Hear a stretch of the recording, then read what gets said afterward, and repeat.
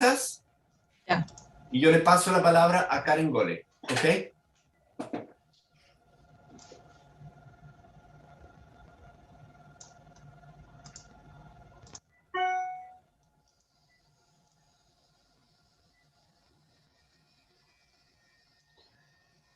Okay, welcome everybody. We are starting our fourth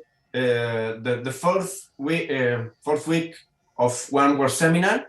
I'm Umberto Bonomo, and I give the floor to Karen Golle to present the session, today's session. Karen, please.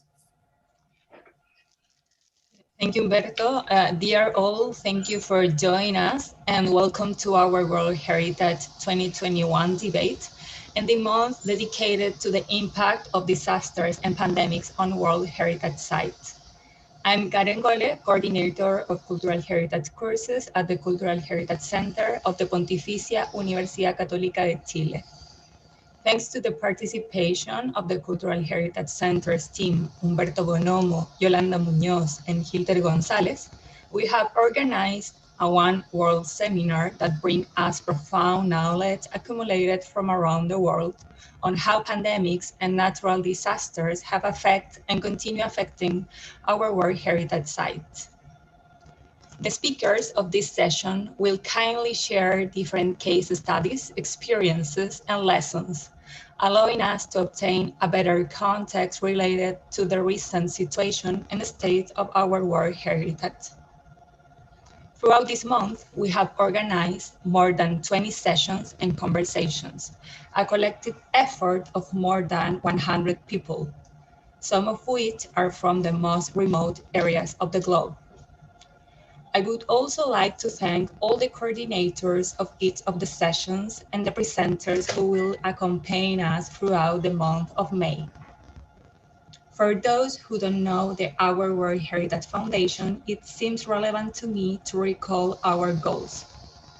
The purpose of the foundation is to promote heritage protection, conservation, and management, to support knowledge-based decision-making, to promote good governance of the World Heritage Convention, to engage and empower civil society in heritage protection and management.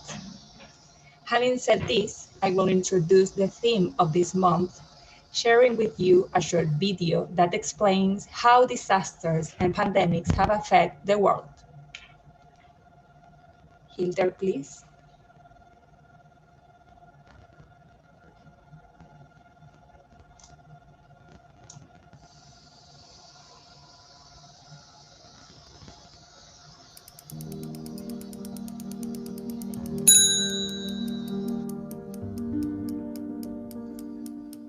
Recent disasters and an actual pandemic have exposed the fragility and vulnerability of our world heritage. These exceptional sites and pieces, which we would like to preserve for all humanity and future generations, do not exist in a segregated world. They belong to our social environment and our daily life. But at the same time, the World Heritage Sites are in danger. They are threatened by natural hazards that attempt against their existence. The pandemic has revealed their fragility and how much the human presence in them is vital and necessary for their survival. How can we protect them and at the same time give them life and new meanings? If we hope for a future for them, we should stop considering them only as beautiful objects or places, merchandise for the tourist industry, and fully integrate them into the social and cultural dynamics of daily life. We propose to promote a great discussion around the world on the risks and effects of disasters and pandemics on World Heritage Sites. We invite non-governmental organizations, academies, representatives of civil society, and local governments to participate, to contribute with new proposals for public policies on the conservation and safeguarding of the cultural and natural heritage of humanity.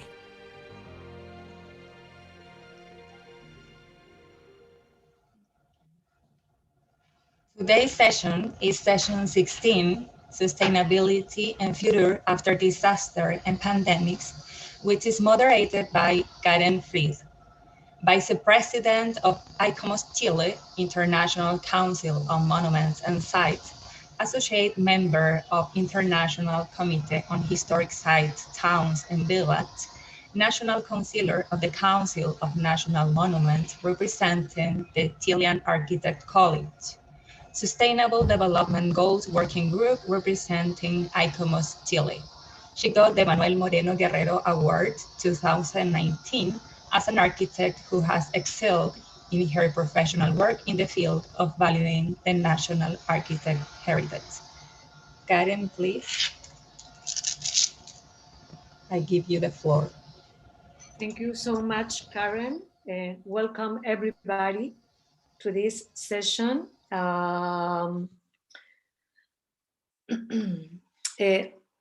The pandemic and the confinement associated with the preventive measures has had an impact on the economic sustainability of historic centers, interrupting the preventive conservation planning process of our nations, require the implementation of stimulus measures by the governments and international assistance in some cases.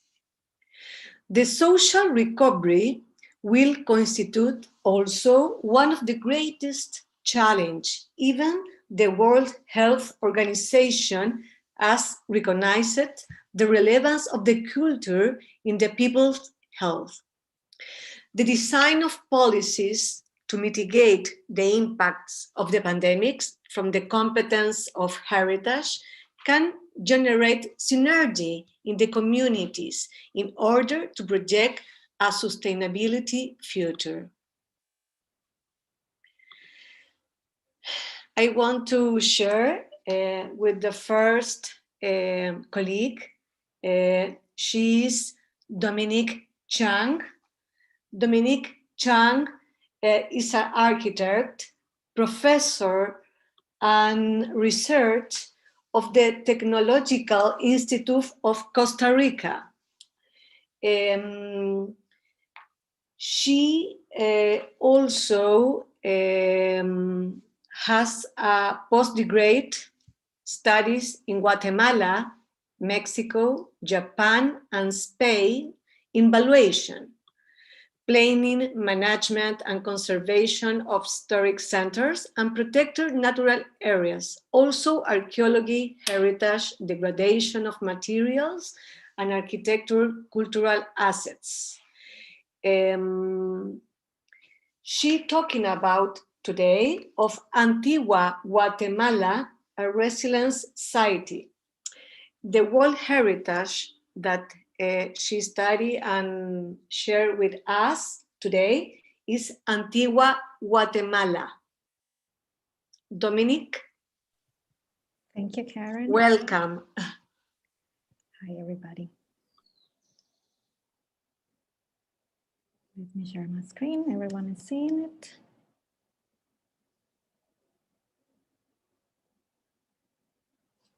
Okay, yes, I will be talking about Guatemala City and Antigua, Guatemala, a resilient city.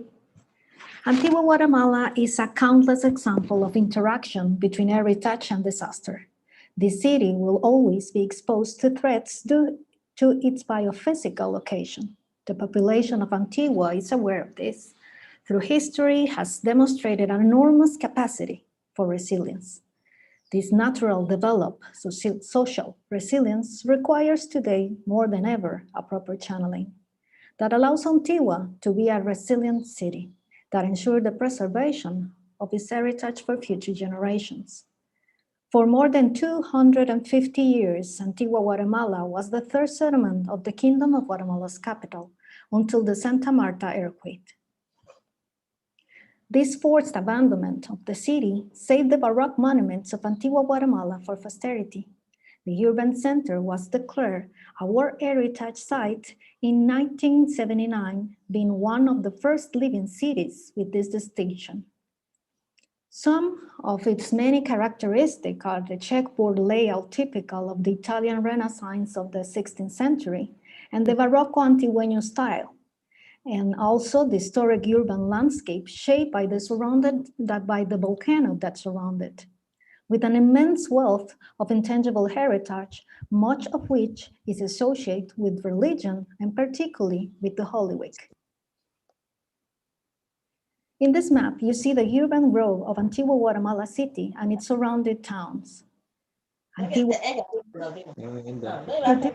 has a population of almost 47,000 inhabitants. The estimated population dedicated to tourists is 80%, although only 24% is in the formal sector and represent 59% of the municipal income.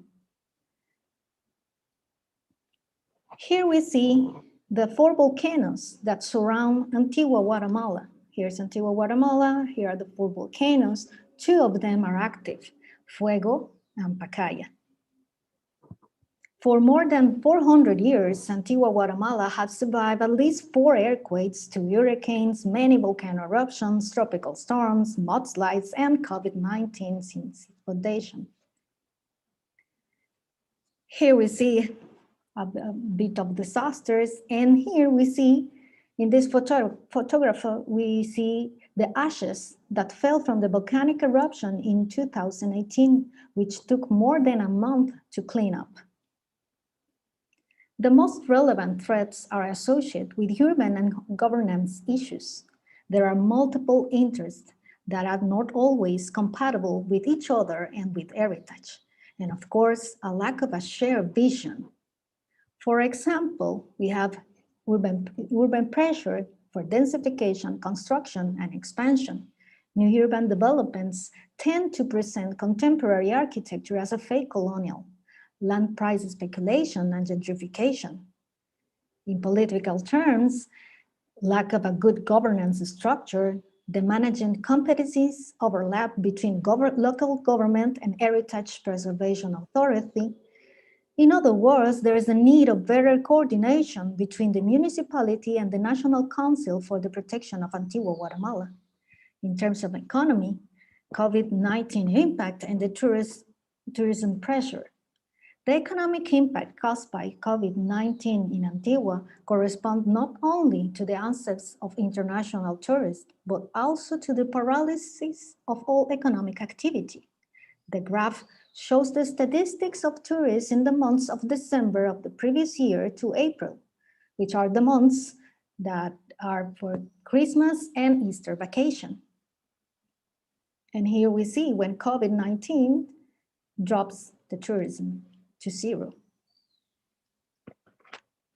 Services associated with local and international tourists constitute an essential source of resources for conservation and restoration. Although current restoration projects have continued, it has to be considered the impact on future projects. One of the aspects to address the COVID-19 pandemic in terms of reactivating tourism is the establishment of biosecurity protocols for the tourist sector and the corresponding certification provided by the Guatemalan Tourist Institute. Restaurants are working with 30% capacity, prioritizing the use of better ventilated areas such as the central patios. The municipality created tourism boards to encourage tourism and has allowed the use of some streets as an extension of the table area to facilitate social distancing. The succession of disaster characterized Antigua's evolution. That probably is one of the keys for its resilience. The people continue to adapt to the aftermath of disasters that have been shaped their cultural heritage, which constitutes a great example of the interaction between disasters and heritage. To guarantee sustainability, it is necessary to manage the impacts of disaster and pandemics by improving the social culture, technical, legal, administrative, institutional, economic, and financial instruments. Like this table, which represents management and where each leg represents a type of instrument. None can fail, or what is on the table will fall and be damaged. It's necessary to integrate heritage management with risk management to ensure the preservation of heritage. The first step is to have reliable information. Perhaps the most recent documents about Antigua Guatemala are these ones. In 2019, after the volcano Fuego eruption, a workshop on disaster management of cultural heritage was held in Guatemala to promote interinstitutional coordination. However, updating should be a continuous, and the development of a specific regulation is needed. Cultural heritage is susceptible to loss during disaster and pandemics. Heritage perspective integration in disaster risk management, DRM, is essential for its conservation. Consider all the components related to the culture of the place, tangible and intangible assets, and should be progressively adapted by prioritizing management, corrective management, reactive management. Finally, precise instruments assessing damages, making informed decisions to carry out restoration treatments, and strengthening resilience to avoid or mitigate the effects of future disasters. Consider top-bottom and bottom-up approaches and promote multi-level governments so that everyone feels that their opinion have been incorporated into decisions and are legitimate. A comprehensive approach that involves communities and strengthens their capacity to participate meaningfully in the decision-making progress of DRM plans will make heritage more resilient. The three most important future steps in Antigua Guatemala is the construction of a shared and integrated vision to guide the updating of the master plan, which must necessarily be widely socialized and public document. The reform of the law for the protection of Antigua Guatemala 6069, clarifying the competencies of each party and taking advantage of the valuable lessons learned in coordinated management of heritage in the historic center of Guatemala City and Quetzaltenango through the interinstitutional agreements and the creation of common technical legal instruments. The strengthening of the National Council for the Protection of Antigua Guatemala as a specialized technical unit within the General Directorate of Cultural and Natural Heritage. The effect of COVID-19 on heritage are the combined product of a series of previous vulnerability and mismanagement resulting from the complex interaction of numerous factors. The only way of considering reduce their effects is by strengthening the resilience of the assets to be safeguarded, by identifying the most vulnerable components. Remember that heritage is the reflection of the people who identify with it. Their values and meanings continue to be constructed and evolve with its inhabitants, and therefore protecting them against disaster and pandemics is to protect them as a community and preserve its legacy for future generations. A holistic approach to their safeguarding that considers the multiple interests surrounding their outstanding universally value is necessary. Thank you very much. Thank you so much, Dominique. Thank you so much.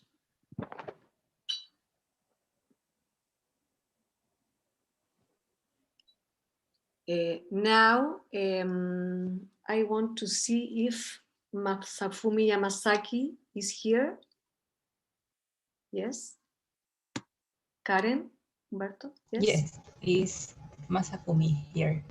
Okay. Thank you so much. Yes, it's here. Okay. Now we want to present the Professor Masafumi Yamasaki. He is a professor of the Department of Architecture and Urban Design College of Science of the Ritsumeikan University. He wants to talk about the World Heritage Sites of ancient Kyoto in Japan. And the name of the session is Monuments of Ancient Kyoto and What to Do. Welcome, Masafumi. Hello. I should say I'm sorry to prepare. I could not prepare well, and time is difficult to find a UTC time itself. And I am looking for, oh, no. To share the screen, Yeah, Masafumi, to share the screen, you have to click, click in the green arrow on the bottom of the Zoom. To share screen, there is a green button. Yes. Would you wait for a moment? Okay, don't worry. Take your time. Oh, it doesn't work. Yes.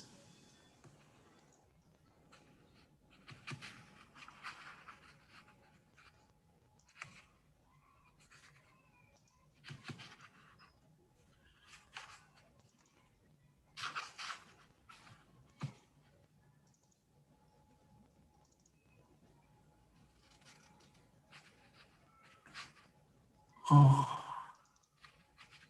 no, oh, okay, yes.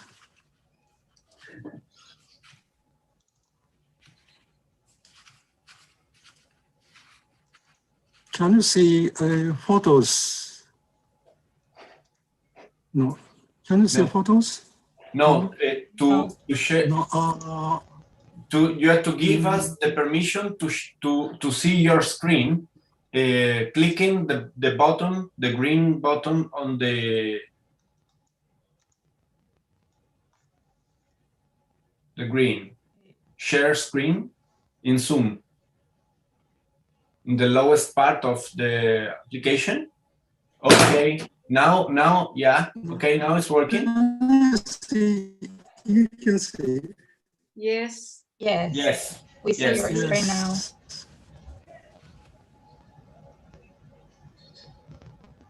Perfect. Yes. Yes.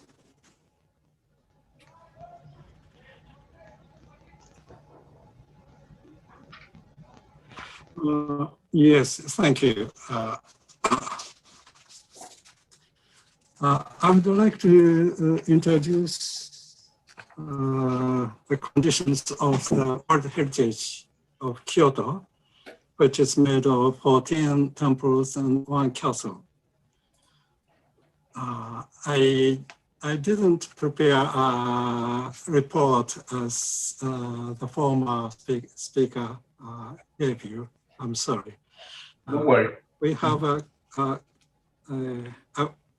a conference of owners of World Heritage of Kyoto, made by 14 temples and 1 castle, that has a meeting once a year. And that keeps a conference for people. It is organized by the Platform of Cultural Heritage. But we did not do anything this year for COVID.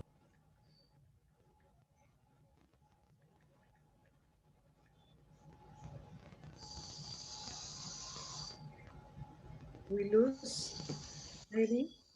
I think so. No, it's come. No,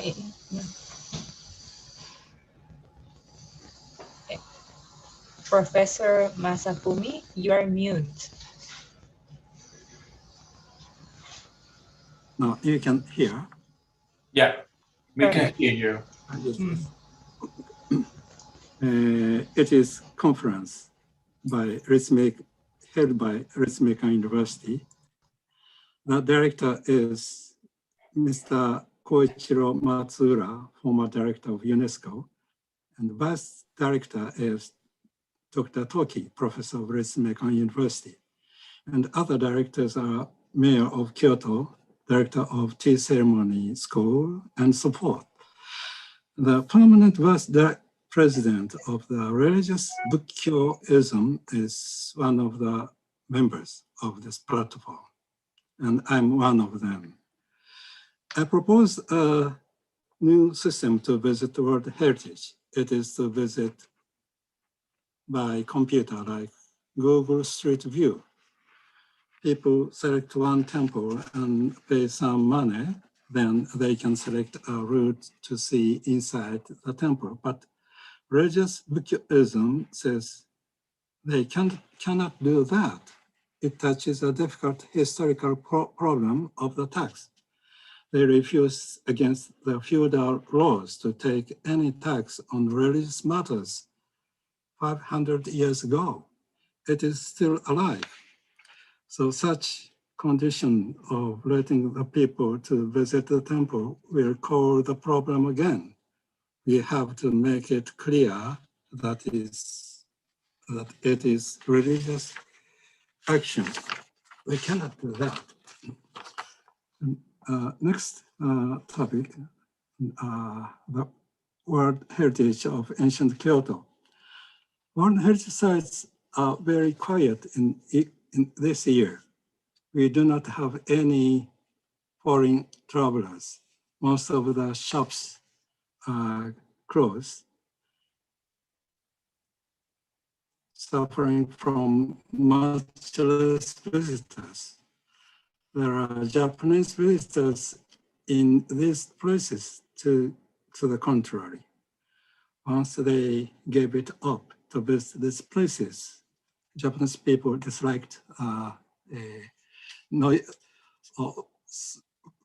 to visit there within so many foreigners. They accept people with antiseptic solution, control of number of people, asking wearing masks.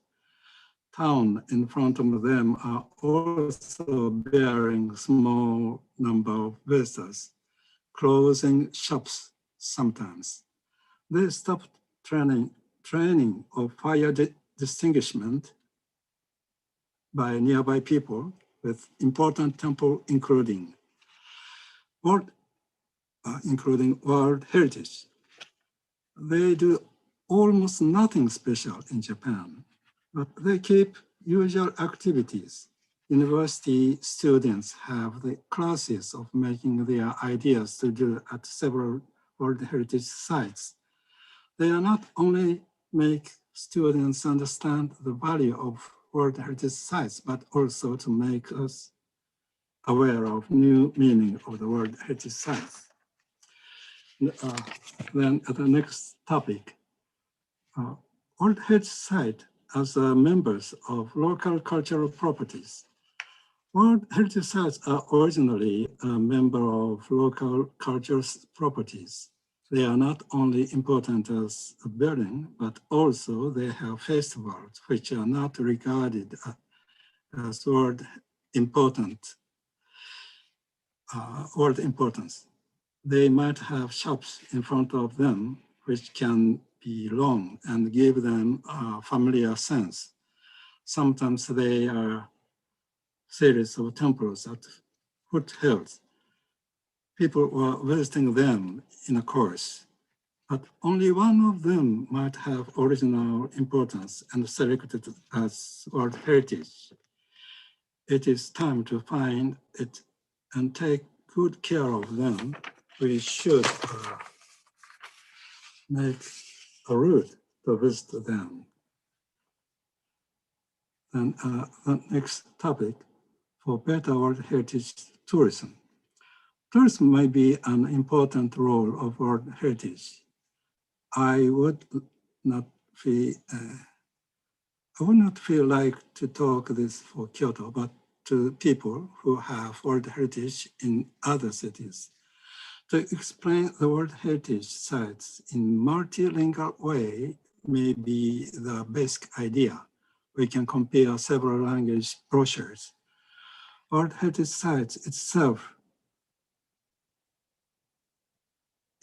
it will call people from long away countries, but they will not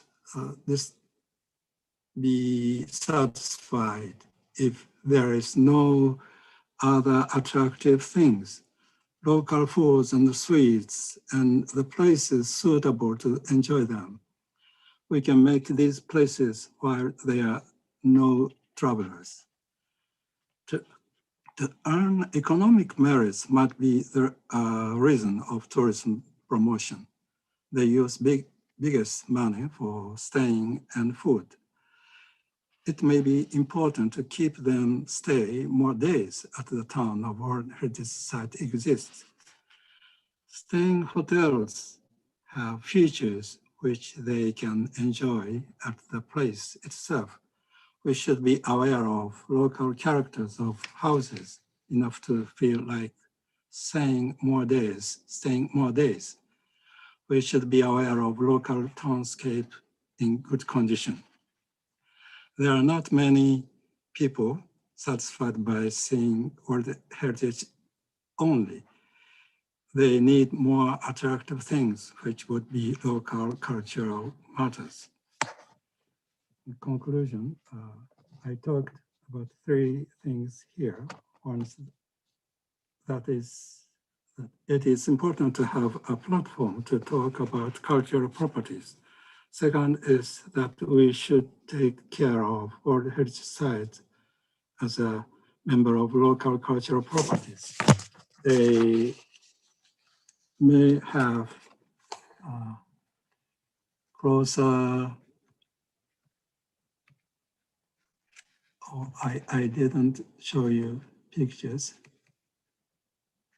These are pictures with small number of people. It's very quiet in the emergency of COVID-19. This is how it is in Kyoto. And I should say again, we should think of world tourism to make the town importance. The third is pay for the tourism at this time. Local cultural atmosphere may be important for travelers to stay in the town more days. Local foods, local house, and the local townscape might be important. Thank you for your attention. Thank you. That's all I prepared for presentation. Thank you. Thank you so much, Masafumi. Thank you so much, Professor. Now, we want to share and see the presentation of the Professor Florencio Compte. He is an architect and professor of the Catholic University of Santiago de Guayaquil in Ecuador, and he has excused his participation today because he must be present at the change of the president of his nation, Ecuador, today. But also we want to share and invite the architect Ricardo Pozo. We will join us. Welcome, Ricardo. Thank you. Thank you very much to you and to everyone. Please confirm me if you can hear me. It's okay? Yes, okay. I will share my presentation here.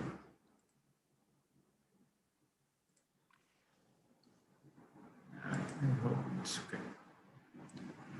Okay, please let me know if everyone can observe the presentation. Okay, it's okay. Thank you. Thank you. Hi to everyone, and thank you for this invitation.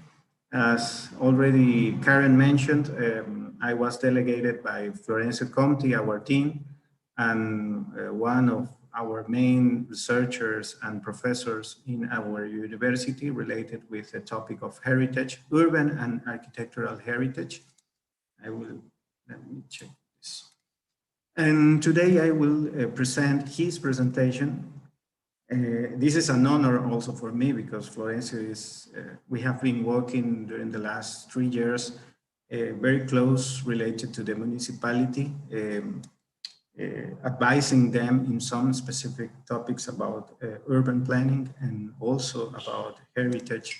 So this is presentation seeks to summarize one of the main results of this process of be part of the process of developing the master plan of Guayaquil. So the presentation title is People as the Axis of Planning in Response to the COVID-19 Crisis. The case study is Guayaquil. Guayaquil is a coastal city of Ecuador. The population is around 3 million inhabitants, considering the conurbation of the city of the Great Guayaquil, as we called it, with the city of Duran and San Borondon. Our administration, or its administration, is municipal. We have just only one mayor, and the subdivision is urban and rural, is in urban and rural districts. The weather we are in the equatorial line, so it's tropical, hot and humid of the coastal region of Ecuador. And we have two main seasons, rainy from January to April and dry to May and December. Here is a picture of our downtown, and especially if you can check, is there the huge Guayas River, and at the south of the city, you can, at the background, as you can see, is the huge informal settlements of the south of the city. That is one of the main characteristics of our harbor city. Florencio developed or made this scheme trying to summarize this history of the 85 years of history of our city. It's not a too old city like the European cities, but we have a colonial age or time from the 1535 to the 1820, when we were two types of city. We had two types of city, the harbor city from the colonial time, and also a shipyard. One of the main shipyards of the South Pacific, Latin America, was Guayaquil in that time. Also from the 1820 to the 2021, in the Republican area or age, we have been an agricultural exporter city. And nowadays, after the impact of the COVID-19, we have been working very closely with the municipality and trying to find this type of point of view of rethinking our city in a more human city. As you know, the city of Guayaquil is characterized from the urban planning. It has experienced from the 1950s a huge process of rural-urban migration, and the consequence is a progressive but very fast type of urban growth based on the expansions to the peripheries. So we have the formal and the informal city at the same time. We have huge informal settlements that now are consolidated, but this dynamic is still working, and we still have new informal settlements at the north of the city. Also, we have the other extreme of this type of inequality or unequal urban growth, that is the huge formal settlements, and for example, the gated communities and other types of results of this process. So our city, and this is very similar like many others Latin American cities, we have experienced resilience since the beginning of the city, because we have been all the time vulnerable to natural disasters. We are in a country that is all the time exposed to earthquakes because its location, also volcanic. We have volcanic problems, and also the impact, for example, of the El Niño phenomenon is always a problem here. So our city has been all the time, the main points of our process of research that Florencio developed in our faculty. This is one of the main points that we have been all the time in this process of crisis. And that's why we have been also trying to find informally or formally developing the capacity of residents. In the left side, you can observe Guayaquil in the 1990s, mainly the downtown and some part of the shipyard of the El Astillero, were actually two main soccer clubs, the main important soccer clubs of Guayaquil, of the city, growth, Barcelona and Emelec. And in the downtown, there's the main origin of our city. In 2021, Guayaquil is a huge urban area, as you can observe, with huge problems related with inequality and accessibility to equipments and public services. We can talk about this a lot, but as you know, heritage, especially in our downtown, is one of the main topics, or also challenge to the protection of our heritage is one of our challenge. I have to be very clear, and Florencia also always talk about this. We don't have a downtown, an historical downtown officially declared, but one of the, I have to say, the second point that also Florencia always mentioned is that we have as heritage the history of development of the city as our heritage. And the downtown, its urban form, its urban morphology is our heritage that we still have to protect. We have not only one, we have many, like something about 150 or some 120, something so, officially declare buildings that are architectural heritage in the city, in the downtown especially. But this is the main position, trying to consider our urban morphology as an urban heritage to protect. So the municipality during the pandemic, one of the main reactions that we have in the city was to developing and updating a master plan. Yeah, as you know, it is a planning tool that seeks to guide the comprehensive development of the territory with four main parameters that we try to put over the table. The different uses of the soil, the city density, a better connectivity, and improved urban facilities.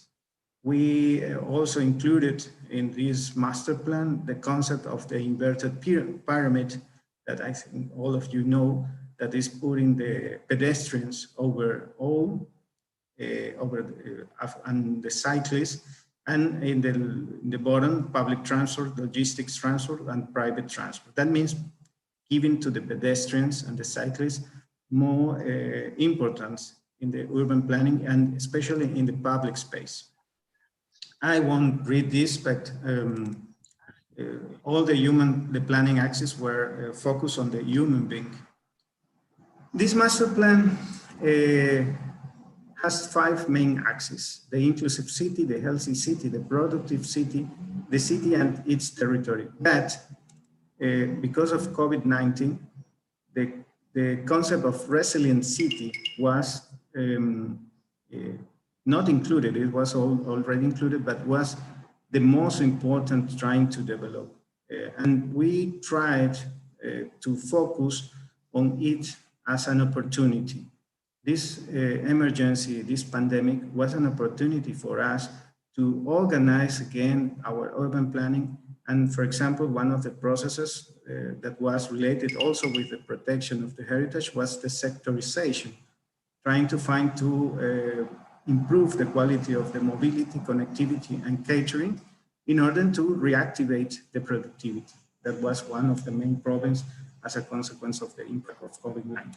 So in the case of inclusive city, we talk about its recognition of rights of people in their diversity, prioritization, safe and equitable access. It is about the healthy city. It is the city with a healthy environment, good mobility, low pollution, higher physical activity, and low congestion. The productive city, that is also very important in this process of reactivation, Guayaquil as a pole of national development, the resilient city and the ability to prepare, react quickly, and recover from a disaster without affecting your development plans.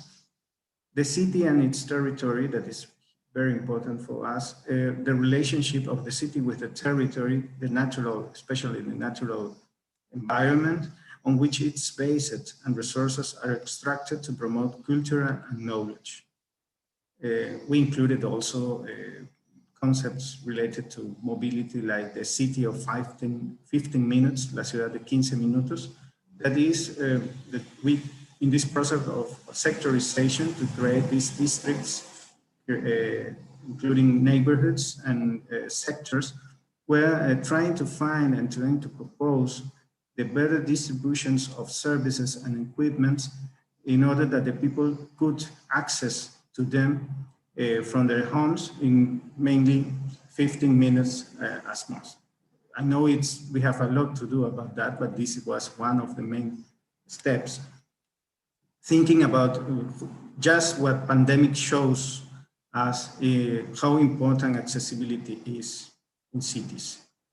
We also developed a process of finding and identifying centralities and distributing them in terms of hierarchy, how the equipments and service coverage could be improved to, and trying to decentralize some specific points like the urban downtown that is, in the case of pandemics, was so important for people living there in order to access those services and equipments, but at the same time, it has a lot of problems, especially in heritage, thinking about that.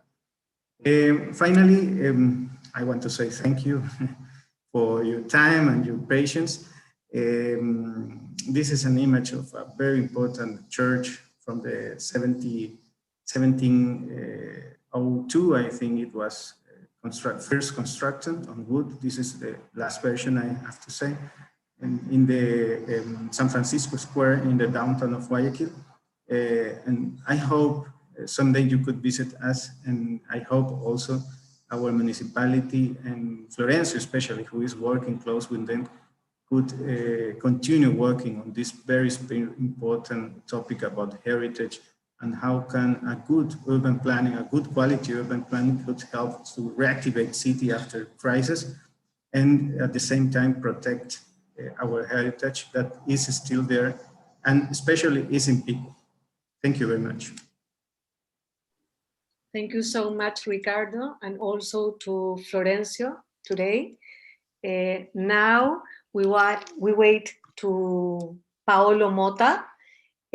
Paolo Mota he's an architect, member of ICOMOS, International Council of Monuments and Sites. He is also associate member of the International Committee of Historic Societies, Towns and Village, CIVVIH, from ICOMOS, and also he is a member of the Sustainable Development Goals Working Group from ICOMOS. Also, he talking about today about the Integrated Heritage Enhancement Pilot Project about the World Heritage Sites of Mount Peglia Biosphere Reserve in Orvieto. Welcome, my friend Paolo. Well, hello. First of all, yes, I will present just a model of something that could be a model. But here I think that having so many, well, I am old. I'm almost a dinosaur. I was assisting in '92 in the first conference in Rio on the climate. And at that time, things we were thinking were look at us like fools or like that. But after 30 years, luckily, all the world has been talking about that. But now with the pandemic, I see much greater attention, much more awareness, and thanks to new technologies, is a huge participation world around. And this makes me hope that things will go faster than with the climate change, not needing 30 years to modify things. The more I've been working on this topic since many years, before the pandemic, in ICOMOS, in all the committees, in social quality institutions, and so on.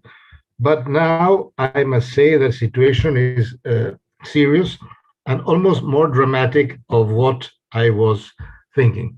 If I did knew what I was saying in a previous seminar just today, that I had to leave, I would have been changing my presentation, because the data as I got, they were absolutely much more frightening of what I was supposed to know. Well, now let me go here. Pantalla. Here it is. This. Okay. This is the presentation. Let me try to be to organize this. Okay. Inicio.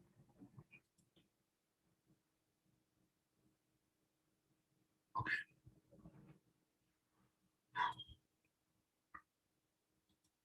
Okay. This is my presentation, but what I want to say, the situation is very, very. Yes. Can you hear? We don't see. Come no? No? No. Now? No, not yet. Now? I have it. Double click. No? Oh my God. I can see it. You can see it? Yes. You can see it? Yes, we can see. Yes, I can see. Okay. Yes. Okay, then the situation is much more dramatic, or I would say we must take it like more dramatic of what it is. Just in 1 hour ago, on a seminar I was assisting, organized by the Vatican Science Academy, about and with the Italian National Research Committees, they were presenting some data that we must have in mind. I would hope I could share their presentation soon and send to all of you. The disasters are here, we have them, but the scenario for the next future is quite dramatic, because a lot of indicators that we are taking now in account, they are already being surpassed. So climate change, what we are discussing or we're talking on the media, is not all the topics that are interested. For example, today they were naming just 3 elements. One is the melting of a Greenland ice shelf. If the Greenland ice shelf is going like it's going on now, in 20 years, all the levels of the oceans will rise 6 meters. So already, cities like Manila and Jakarta that are already sinking will be joined by a part of Valparaiso, a part of Guayaquil, a part of Buenos Aires, a part of many other coastal cities. One. Second, if the permafrost that is covering most of all Siberia is starting to get melted, we'll have emissions of CO2 500 times more of what we have now. So no climate change will resist to that. So the situation is absolutely, I got like that. So I think that here, the problem is that we have to change completely our vision. And we must have just partial solutions of having smart cities with the pedestrian, the green roofs and things like that, or changing maybe to more sustainable mobility. I think I'm convinced now. I was thinking this years ago, but I think now we have to change deeply our paradigms. First paradigm, this one of mankind has to be urbanized more than 70%, is something that has been decided in the last decades since the Athens chart in 1930 after Le Corbusier. But all this was expected when the population of the world was less than half of what it is now. Cities that were much smaller. Now we are assisting to mega cities that are arriving in China up to 40 million people. That is absolutely madness. And we are leaving away all the agricultural land. We are leaving away all the control of the territory. We are not taking care about floods, about woods that are burning and things like that. So we're breaking ourselves the let's say the balance that we had between the environment and the cities. The climate change has been giving, luckily, the attention to everyone of what is going on now. Why we have to concentrate 70% of the world there? Maybe till, I would say, 20 years ago, economic and factors were driving all this movement. So it was necessary to live in the city, to work, to develop, and to do that. New technologies have been changing completely this scenario. We have been trying them now, 2 years ago. All the world is using internet. We are talking with Tokyo, we are talking with Valparaiso. This is changing completely our vision. And the new technologies that can be applied to a lot of sectors, from agriculture to control of the nature, to preserve the woods and like that, they put us to have a completely new vision of mankind. Mega cities are responsible of 20% of the global of the climate change, of the emissions of CO2. They're drying up all the water and natural resources, and instead the smaller towns, I would not say we have to go to live like hermits on the mountains, but if we have to appreciate again smaller towns and villages, we can have a better quality of life, could have a better environment, and have what is most important, to put men at the center of the situation, again, social cohesion and community feeling. The smaller towns, you see here some photos, they have been keeping the terraces of the world good kept, preventing from floods, from disasters of landslides and so on. Traditional architecture has been always using traditional elements and always in the same type of balance within nature. So it's necessary, what we are discussing since the 90s is a movement that is called a new vision and approach, social quality approach, that is taking in account not anymore only the economic issues, but only taking in account all the environmental issues and all the social issues regarding, and all these three factors combined can be useful to face in perspective in the future a new way of a settlement model. This is one example that we made in Italy. In Italy, we have long traditions from long time ago, and we are very respectful of the environment, of the heritage. As all of you know, we are the country with the most heritage places in the world. Well, maybe China now is the same like us, but into our ADN of everyone, the respect and the knowledge of this. And we have luckily a system of settlement that is spread out all over the territory. So we have a few years ago, we took a strategy that is respecting the natural environment like that. I took Mount Pelia biosphere.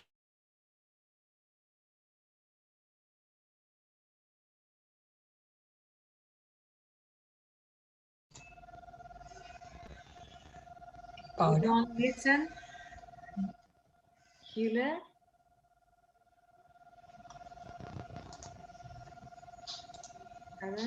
Paolo, maybe he has some problem with his connection. Yeah. Can you help him?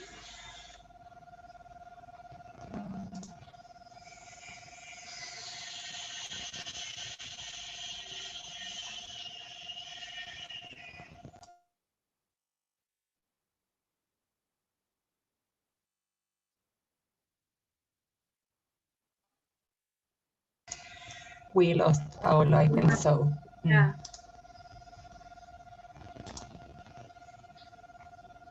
Can you communicate, please? Okay.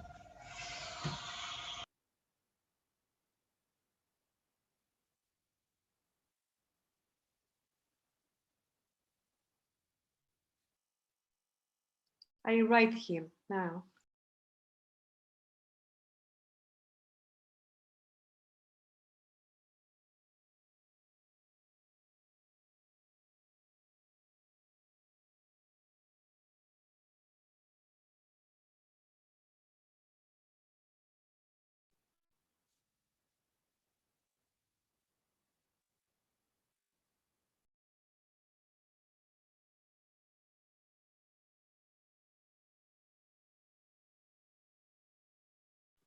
I call him now.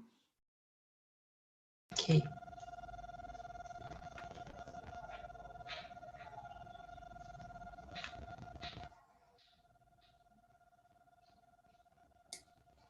Paolo is coming in again. Paolo Thank you is, so much. yeah. Thank you. Technology is running away. I don't know where you lost me. Welcome, Paolo. You lost me, I don't know Where you where. are. At what point did you lose me? Tienes que ponerme la pantalla de vuelta. Wait, Paolo, I'm giving you the permission. I'm giving you the permission to present again. Give me a second.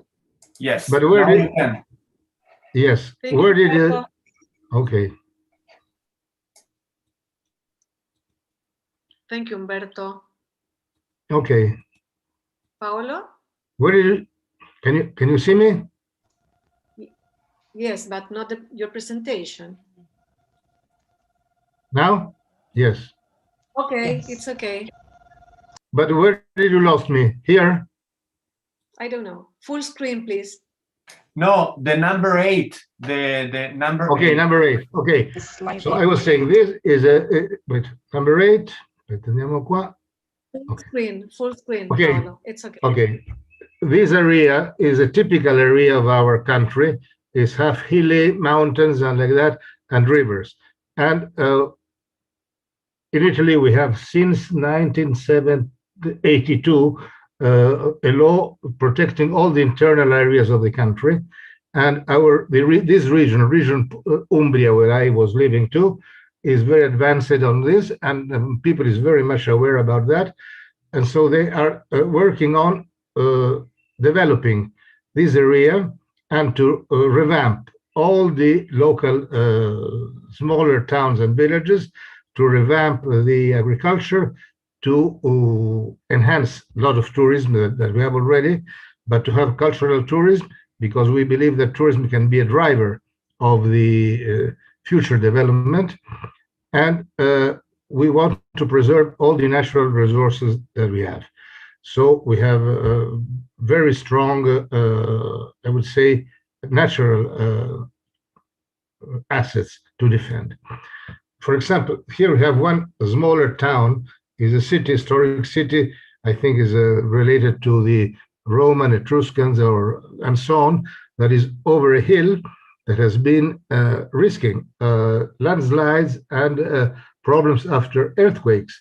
Well, since the 30 years ago, they have been made with modern technologies, interventions to keep all the town protected and to protect all the rock that is inside. They have been making concrete injections, walls of containment, and so on. But always this has been done in many, many years. I would say it's already 25 years, and always taking protection of the heritage that is above.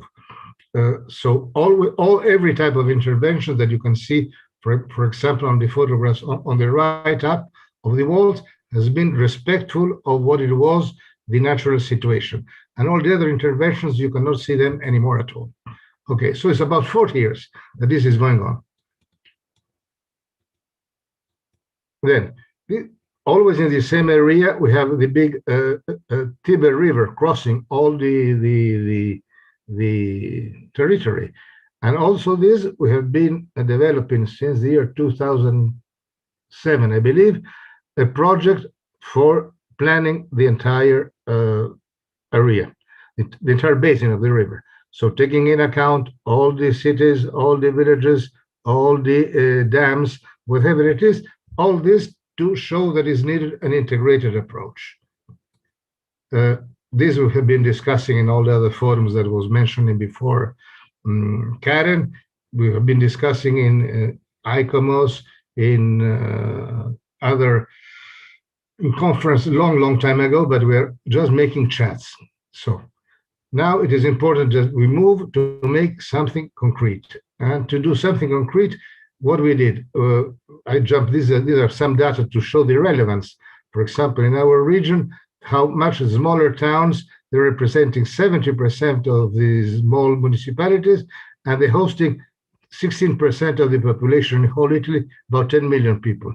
So they represent a lot, I would say, a relevant part of the people. So we hope that we can increase people living in these cities and living, because they're already living now, the big metropolis and the big, huge urban settlements. So we decided to implement, this was made just now, 2 months ago, because in Europe is arriving a lot of money to review all the, call it national plans of resilience and recovery. We presented a project that is regarding that area that I was saying you, to revamp all the entire area with a methodology of social approach, I would say. This is taking about 7 municipalities, 32,000. It's just a pilot project for a small area, but we think to extend it to the entire region, maybe if we can, to the rest of the country. These are some of the villages or historic monuments that we're trying to preserve, but with detailed interventions in all of them.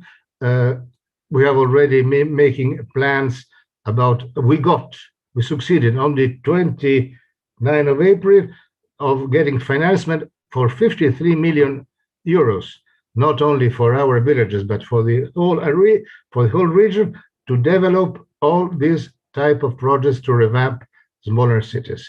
So what I wanted to tell you is that it's time to rethink. You are all young. I have been in Antigua, I think, in 1962, so it's about 6 years ago. And Antigua was then a very small, fantastic, historic village, was only the downtown. I have been in Guayaquil in 67, Valparaiso many times. I think it's time that we have to move, we academic or our World Heritage, ICOMOS, I don't know who, to move and to make aware our politicians that it's time to change the vision. Because to live in these cities, like we sing already, Guayaquil and the same of Valparaiso, the small core downtowns, an enormous widespread peripheral areas, suburbia, with low quality of housing, low quality of services, commuting hours that are mad. All this is okay. Yes, someone was talking now about 15-minute cities, or to make local centers or neighbor centers. It is something that is solving some of the problems, but it's not this. This is to review completely the vision. If you think that the sea will rise, I don't say 6 meters, but 1 meter already, a lot of our coastal areas will have problems, so the downtowns have to move. So I think, and we are working also on the financial issues. Europe seemingly is understanding that it's better to prevent than to resolve disasters after. So they're trying to make policies that are going on the direction of the prevention. Prevention means only also to see where to go, where to live, where to move. And in this new pandemic, global situation, and disaster situation, and climate situation, luckily, I think we are all at the same steps. Developed countries, developing countries, or underdeveloped countries. What is a mess? If you think that mega cities are mostly located in developing countries. So if you take of the 30 mega cities in the world, those over 10 million people or 20 million people, most of them are in Asia, they are in Africa, in Latin America is only few, and they're all located in coastal situation because it's easier to build there, it's costing less.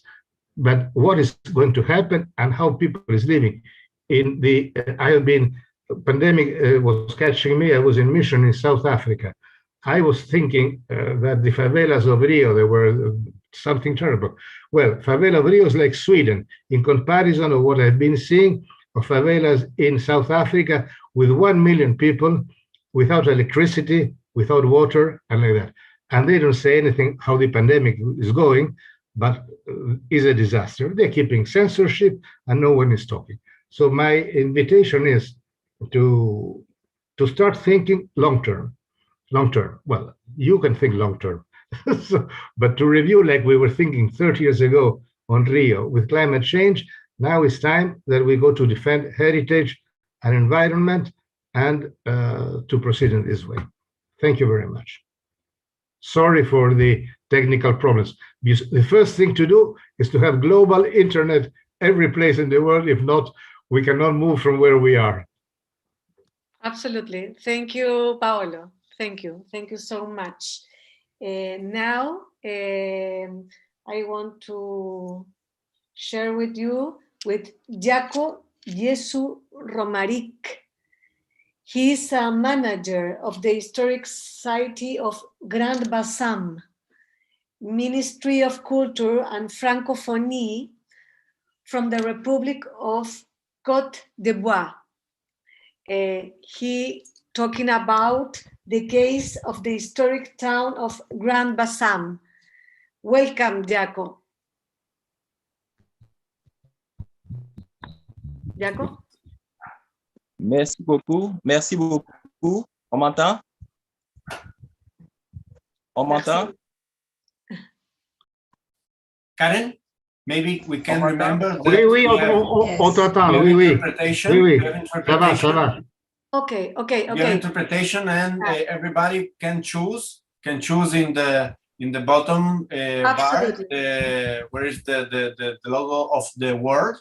Can choose the language. Okay. Djako will speak in French. Djako will speak in French, and we'll listen in English. Yes. Thank you. Thank you. D'accord. Donc, je peux commencer? Je peux commencer? Oui. OK. OK, merci bien. Je veux, au nom de la Côte d'Ivoire, saluer tous les panélistes et je veux également saluer et remercier les organisateurs qui nous donnent l'opportunité d'intervenir à ce séminaire international. Sur ce, le thème qui nous est soumis, c'est la durabilité et avenir après les catastrophes et pandémies. Nous allons présenter le cas de la ville historique de Grand-Bassam.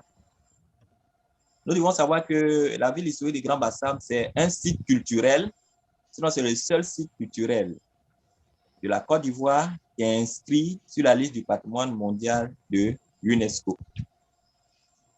Nous voulons dérouler le plan. Nous allons voir l'introduction. Nous allons voir en un le contexte général de la crise d'inondation et de la pandémie à COVID-19. Ensuite, en deux, nous allons voir l'impact de la crise d'inondation et de la pandémie à COVID-19. En trois, les actions menées par l'État partie, c'est-à-dire la Côte d'Ivoire. Ensuite, en quatre, nous allons voir les renforcements de la résilience des communautés aux catastrophes naturelles. En 5, nous allons présenter des perspectives et puis nous allons conclure. J'aurais bien voulu partager mon écran, voilà, pour que tous les participants puissent quand même voir avec des images, mais bon, on ne maîtrise pas la technologie, nous allons faire avec.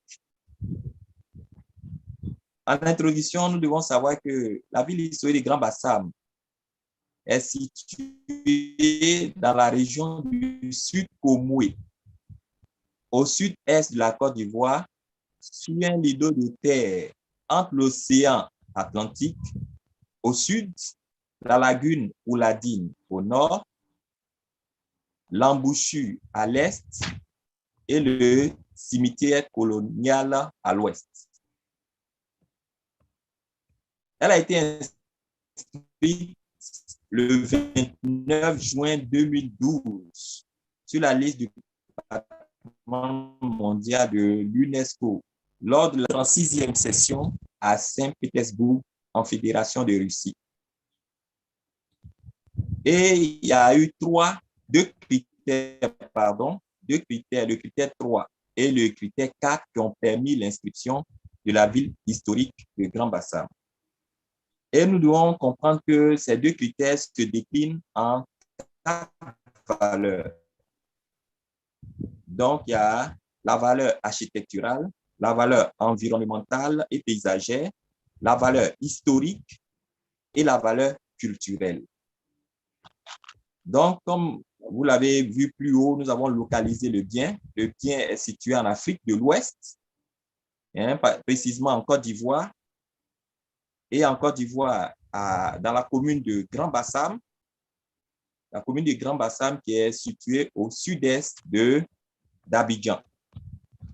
Donc, le bien inscrit, c'est-à-dire la ville historique de Grand-Bassam, comporte 2 parties. Il y a ce qu'on appelle le cordon littoral, qui est la zone protégée. Et puis également, nous avons la deuxième partie du site, qui est le phare, qui est la zone liée. La ville historique comporte, comme tout bien inscrit, une partie préservée, protégée, qui fait environ 110 hectares. Et également, il y a la zone tampon tout autour. Donc, toute la surface fait autour de 550 mètres carrés. Pardon, 550 hectares. En ce qui concerne l'organisation de la ville historique, elle est structurée en 4 parties.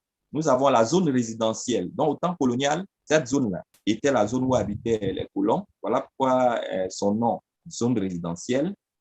Nous avons la zone administrative. Comme le nom le dit, c'est là que se trouvait tout ce qui était l'administration coloniale. Ensuite, nous avons la zone commerciale. Comme le nom l'indique, c'est la zone de commerce où les échanges se déroulaient. Et puis, la 4e partie, c'est le village Inzima. Donc, les Inzima, c'est un peuple qui réside la Côte d'Ivoire. Ensuite, nous voulons présenter les valeurs du site historique. Nous les avons signifiées un peu plus haut. Nous avons parlé de la valeur architecturale. Nous avons des édifices exceptionnels. Nous avons des édifices remarquables. Et nous avons des édifices ordinaires. Il y a également la valeur historique. Nous devons, pour notre propre gouvernement, nous devons savoir que le premier traité qui a été signé, c'est en 1842. Ensuite, la Côte d'Ivoire est devenue colonie française en 1893. Donc, vous voyez qu'il y a beaucoup d'éléments qui font référence à l'histoire, notamment également la marche des femmes de Grand-Bassam du 22 au 24 décembre. Donc, vous voyez que les femmes ont joué un rôle important dans la libération des prisonniers politiques au niveau de Grand-Bassam. Donc, voilà un peu tous ces éléments-là qui constituent la valeur historique. Ensuite, nous avons la valeur paysagère. C'est tout ce qui est cordon littoral, c'est tout ce qui est berge lagunaire et berge maritime. Et puis, nous avons également l'environnement paysager. Quand on voit Grand-Bassam, c'est un peu un jardin aménagé. Ensuite, nous avons la valeur culturelle. Nous avons parlé tout à l'heure du peuple Inzima, voilà, qui ont une valeur culturelle qui est promue, qui est la Bissa. Donc, je souhaiterais inviter chacun de nous dans la période d'octobre-novembre pour vraiment comprendre ce que c'est que la Bissa, une danse de réjouissance. La ville historique des Grand-Bassam est ici présentée crise et pandémie. Donc, en un, nous allons voir, comme nous l'avons signifié plus haut, le contexte général de la crise d'inondation de 2019 et de la pandémie à COVID. Excuse me? Excuse me? Oui, vous me suivez? Oui, ça va? On peut continuer? You don't share your screen. Djako? Jacob, nous n'arrivons pas à voir tes slides. On t'écoute, mais on n'arrive pas à voir. Mais en fait, c'est un téléphone que j'utilise. À partir du téléphone, comment partager l'écran? Ah, je ne sais pas. Ça, c'est trop difficile. Il faut demander à Umberto. Umberto, ¿cómo se hace para ver del teléfono las diapositivas? Okay. Del teléfono. Don't worry. We can do it without the presentation. Ah, okay. Go ahead. Maybe okay. maybe he sent us his presentation on an email. I could share his presentation.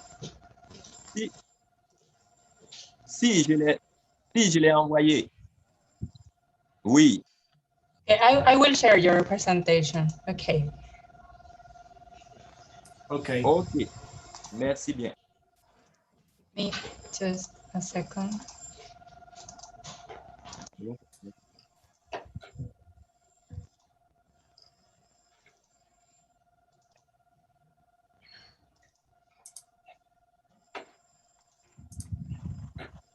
Here it is. Could I share my screen? Okay. Yeah. Please give me permission to share my screen. Okay, you have. Okay. Oui. Here it is.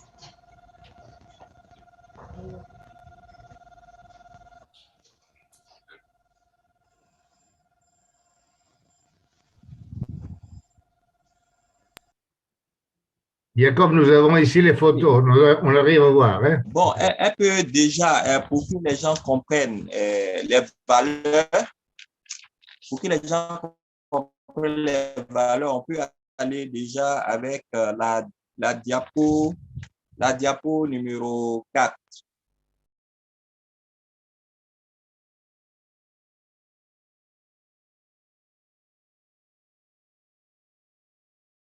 That one?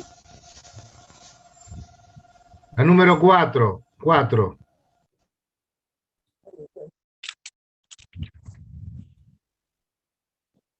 Non, ça c'est la première. Oui, continuons.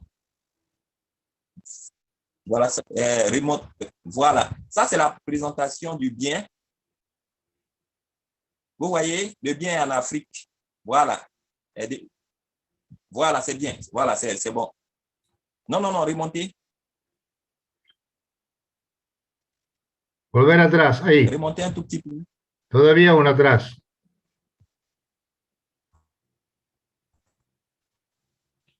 Ahí está.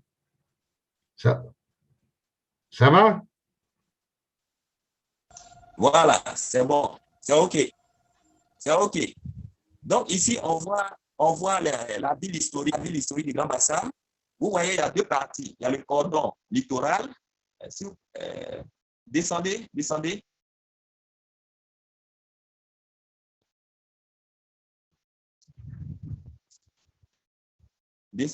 Voilà.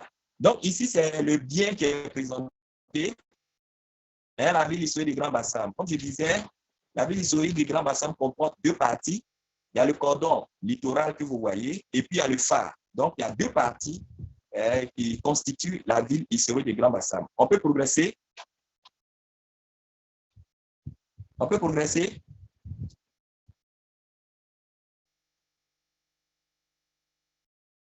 peut aller à la diapo suivante. Voilà. Donc, ici, ça montre les limites de la ville historique du Grand-Bassam. Nous avons la zone tampon qui est en bleu. OK, ici, nous voyons l'organisation de la ville historique. Hein, vous voyez, il y a 4 parties. La zone, quand on va de l'est à l'ouest, il y a la zone résidentielle, ensuite la zone administrative, la zone commerciale et la zone, le village Inzima. On peut continuer?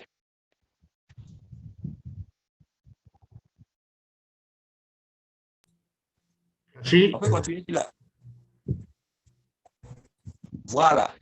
Cette image-là présente les différentes valeurs. La valeur universelle exceptionnelle du bien. Hein? Cette valeur exceptionnelle universelle qui est déclinée en 4 valeurs. Donc, c'est la première valeur que nous voyons, c'est la valeur architecturale. Vous voyez, les bâtiments et les différents pans disons, de la toiture. Donc, nous voyons des édifices exceptionnels et des édifices remarquables. En haut, c'est des édifices exceptionnels et en bas, c'est des édifices remarquables. On peut continuer?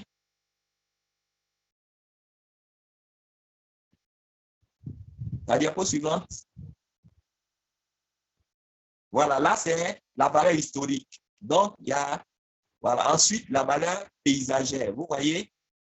Voilà. Et puis là, nous avons la valeur culturelle qui est symbolisée ici par la royauté Inzima. Voilà. Donc, à partir de là, nous voulons présenter un peu la contribution de la ville historique de Grand-Bassam face aux défis des crises et des pandémies.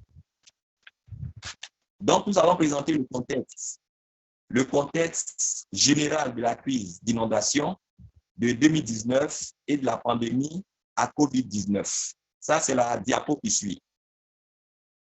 Les inondations provoquées par la crue du fleuve Omoué et ses affluents, notamment les lagunes Ébrié et Ouladine, dans l'extrême sud de la Côte d'Ivoire, suite à la forte pluviométrie observée au début du mois d'octobre 2019, a eu un impact significatif sur la ville historique dans la commune de Grand-Bassam, avec comme facteur aggravant de cette crise la fermeture de l'embouchure.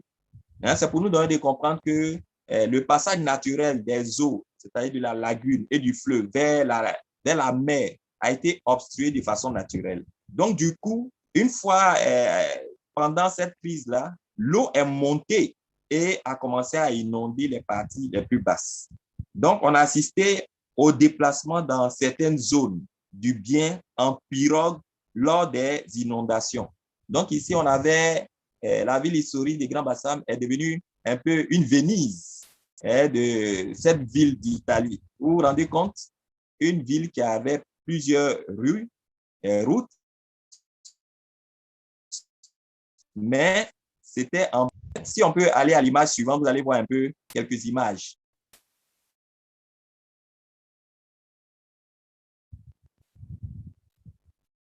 On peut aller à la diapo suivante pour voir un peu quelques images de ce dont on parle. Voilà. Donc, vous voyez, des gens qui se déplacent en pirogue, en pleine ville. Voilà. Donc, toute cette partie-là a été occupée par l'eau. Et vous voyez la partie en rouge. La partie en rouge montre un peu les zones qui ont été impactées par l'inondation.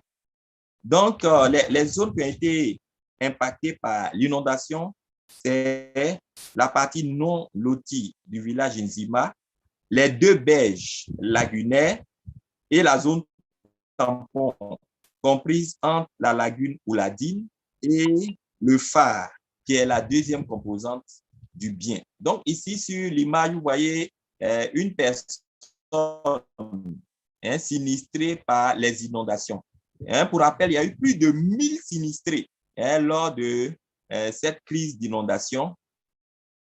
Mais rapidement, les populations ont pu réagir. Voilà.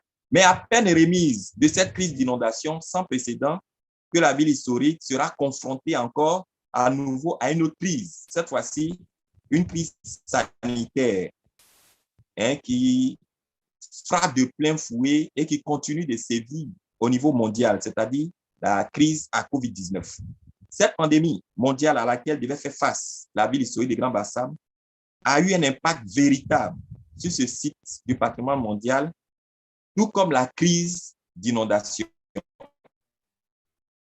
En deux, nous allons voir un peu l'impact de la crise d'inondation et de la pandémie à COVID-19 sur le site historique. Nous allons voir l'impact de la crise d'inondation. Les inondations subies par la ville historique ont eu un impact sur sa valeur universelle exceptionnelle, surtout la valeur architecturale et la valeur paysagère et environnementale. Nous pouvons les voir dans les images 4, 5 et 6. En effet, le bâti de la ville historique a été exposé pendant près de 3 semaines aux eaux dont le niveau excédait quelquefois plus d'1 mètre de hauteur. Par conséquent, ce bâti souffre, même après la décrue du fleuve Côte, d'un fort taux d'humidité et des remontées capillaires. Il convient de noter qu'aucun édifice ou monument ne s'est effondré pendant cette catastrophe naturelle. Nous pouvons voir les images dans la diapo qui suit. Est-ce qu'on peut présenter les images dans la diapo qui suit? On va voir quelques images dans la diapo qui suit. On peut faire défiler les images.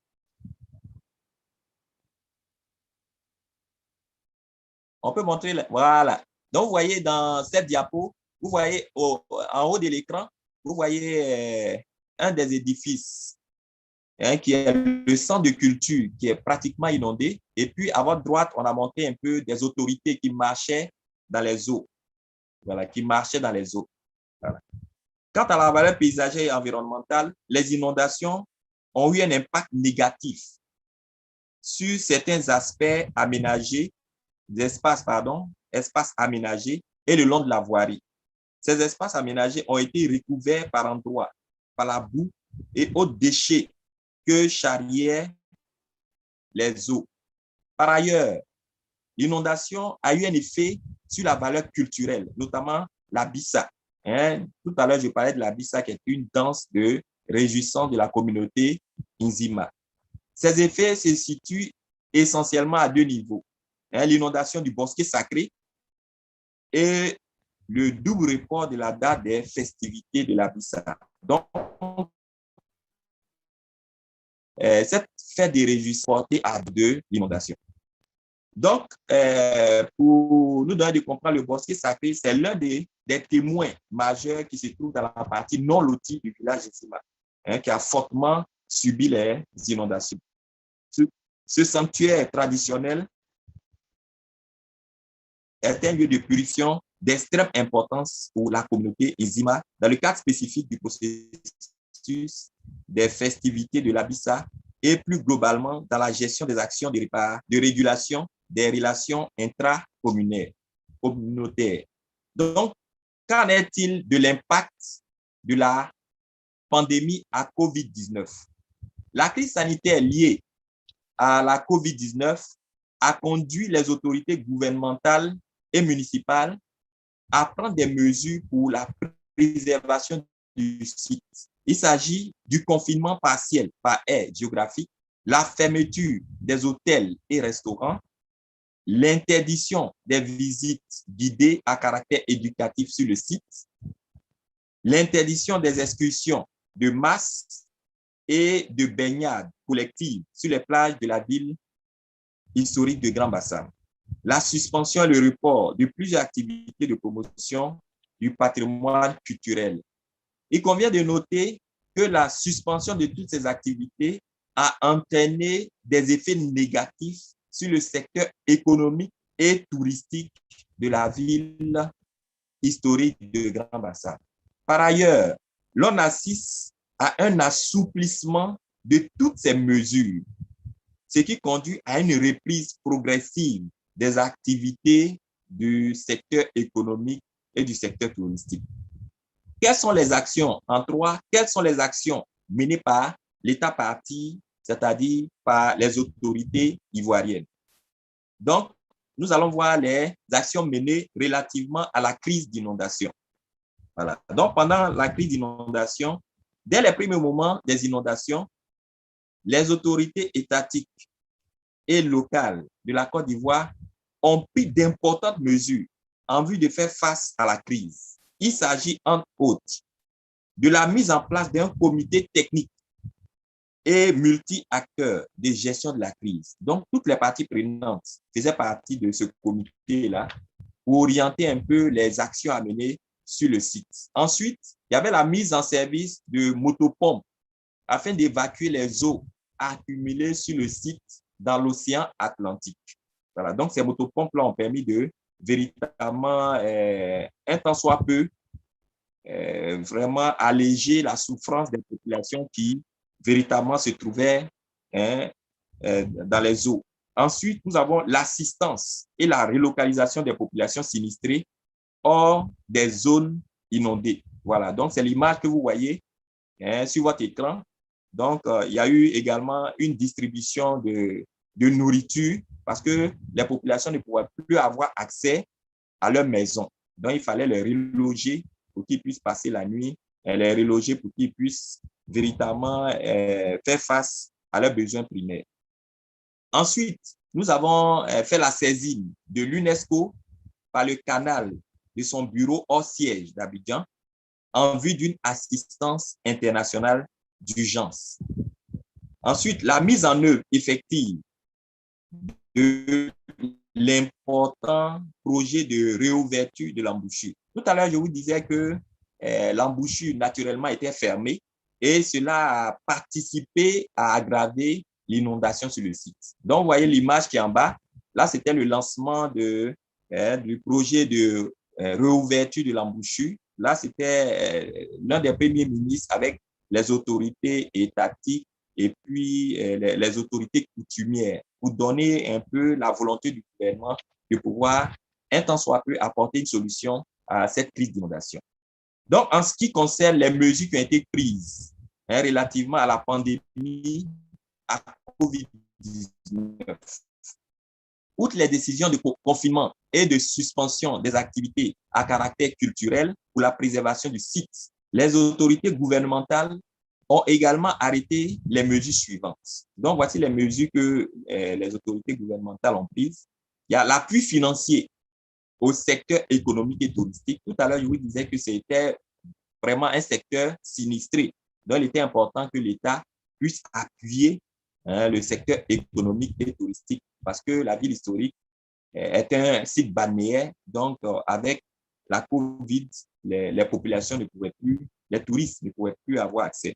Ensuite, l'autre élément que l'État a fait, c'est l'appui financier aux groupes artistiques, aux fédérations de groupes artistiques. Parce que pendant la COVID, les fédérations artistiques ne pouvaient plus prester. Donc, il fallait que l'État puisse leur apporter cet appui. Ensuite, le point 4, c'est vrai que l'État a posé des actions pour soulager un peu les populations, mais également les populations locales ne sont pas restées indifférentes vis-à-vis de cette crise. Donc, en 4, nous allons voir le renforcement de la résilience des communautés aux catastrophes naturelles. L'histoire révèle que la ville historique de Grand-Bassam a connu au cours de son développement plusieurs catastrophes liées à des épidémies de fièvre jaune. Oui, la fièvre jaune, pendant la période coloniale, a décimé une bonne partie de la population coloniale et également la population riveraine, mais les populations ont eu véritablement ce sursaut, ces pratiques traditionnelles pour pouvoir vaincre cette fièvre jaune. Il y a eu également des inondations, des incendies, beaucoup d'autres pandémies, mais les populations ont pu puiser dans leurs ressources internes pour faire face aux catastrophes, aux pandémies. Donc, elles ne sont pas restées inactives. Donc, on va vous donner un élément pour comprendre ces mesures de résilience des populations de la Côte d'Ivoire et particulièrement les populations locales de la ville historique de Grand-Bassam. Ainsi, dès l'apparition des inondations, Le peuple Inzima, c'est-à-dire c'est une communauté locale, à l'instar des autorités étatiques, ont enclenché leur processus de gestion traditionnelle de crise à travers notamment les actions des prêtresses et des guerriers du roi. Voilà. Donc, les populations locales ont actionné leur mécanisme de gestion traditionnelle des crises au travers de ces prêtresses-là et au travers des guerriers du roi pour conjurer un peu le mauvais sort. Donc, au nombre de ces activités, on a pu noter les libations et des supplications à l'endroit des mânes. Donc, de la vie des communautés, ces rituels ont fortement contribué à la mort de la décrue de la lagune ou la digue, dont l'aboutissement aura été la fin de la crise. Toutes les communautés locales qui vivent souvent dans les environnements vulnérables et difficiles sont parmi les premières à souffrir du changement climatique et des aléas naturels. C'est pourquoi, c'est vrai, on a parlé de la résilience avec les pratiques des gestions traditionnelles, mais pour réduire les facteurs de risque et l'ampleur des catastrophes susceptibles de survenir, il s'avère impérieux de renforcer la stratégie de prévention et des dispositifs de veille, d'alerte précoce et de réponse à travers la mise en œuvre effective du plan de gestion des risques de catastrophes. Donc, c'est un élément important, c'est-à-dire la mise en œuvre du plan de gestion des risques de catastrophes. Donc, à ce niveau, ma direction générale, c'est-à-dire l'Office ivoirien du patrimoine culturel, c'est la direction générale dont relève ma structure, à travers ma structure, donc, a organisé en 2015 un atelier national consacré à l'élaboration du plan de prévention et de gestion des risques de catastrophe pour le site, en collaboration avec le Fonds du patrimoine mondial africain. Donc, renforcer la résilience des populations vulnérables aux catastrophes naturelles est donc essentiel pour limiter leurs coûts humains, sociaux et économiques. Donc, après avoir déballé tous ces éléments, c'est bon de présenter quelques perspectives. Voilà. Donc, les catastrophes et pandémies subies par la ville historique de Grand-Bassam ont révélé la fragilité de notre patrimoine culturel et les nombreux défis auxquels sont confrontés nos pays, ainsi que les institutions en charge de la gestion des sites patrimoniaux. C'est pourquoi il importe de poursuivre les actions suivantes. Donc, voici des propositions que nous faisons pour véritablement juguler les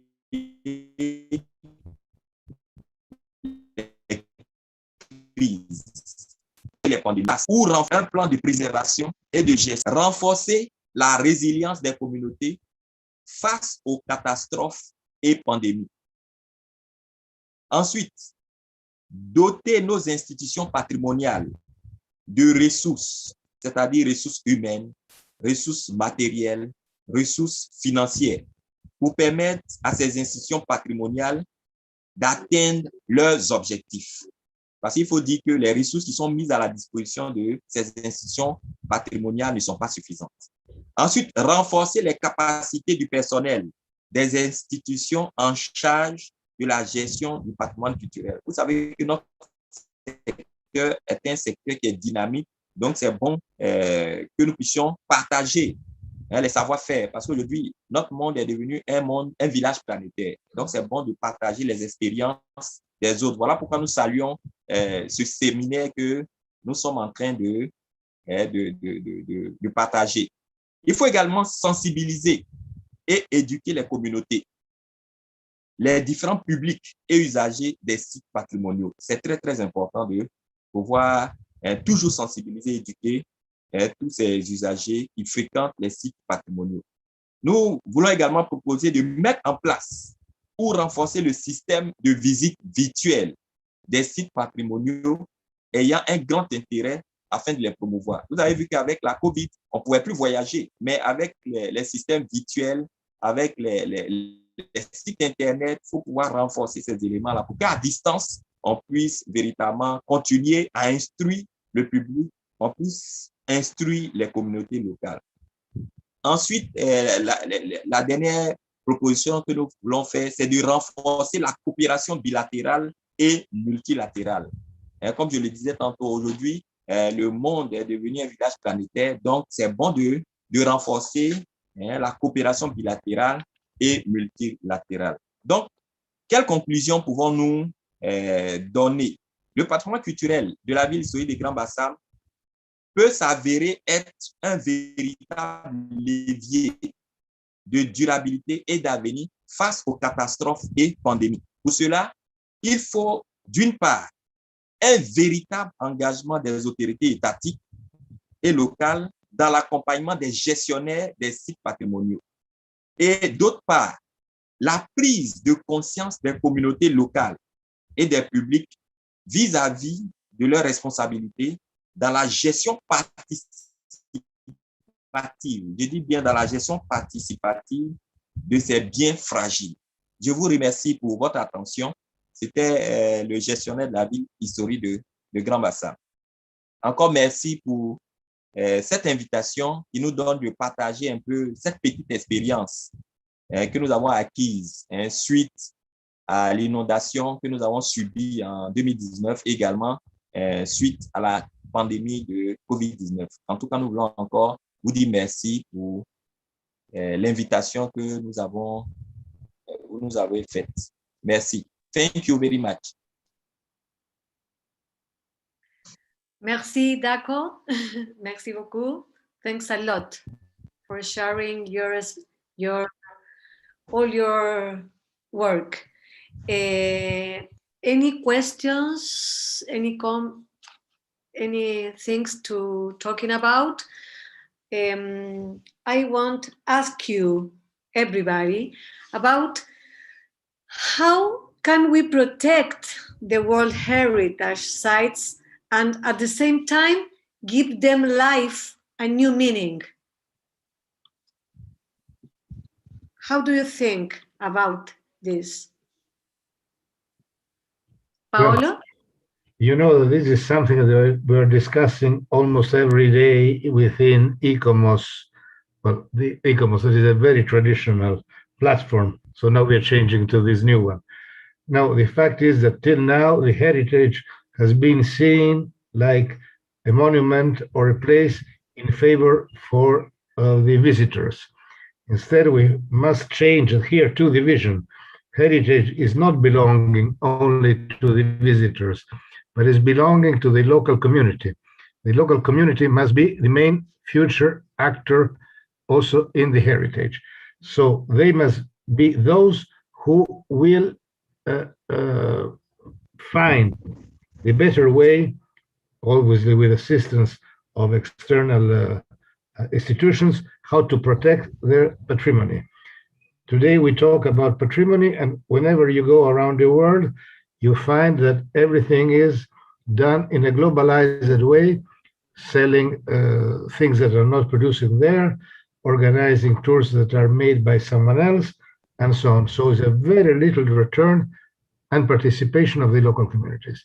So the local communities must become now, and I hope this will be one of the issues that our World Heritage in the approaches is trying to do, is to change also in this heritage vision, the relevance of them.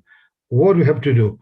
National authorities should provide surely some guidelines and should provide, let's say, startup financing, because heritage is surely costing money, but we have to put up a mechanism of activities related to the sites that are involving local communities, not external souvenir sellers or external tour operators and so on.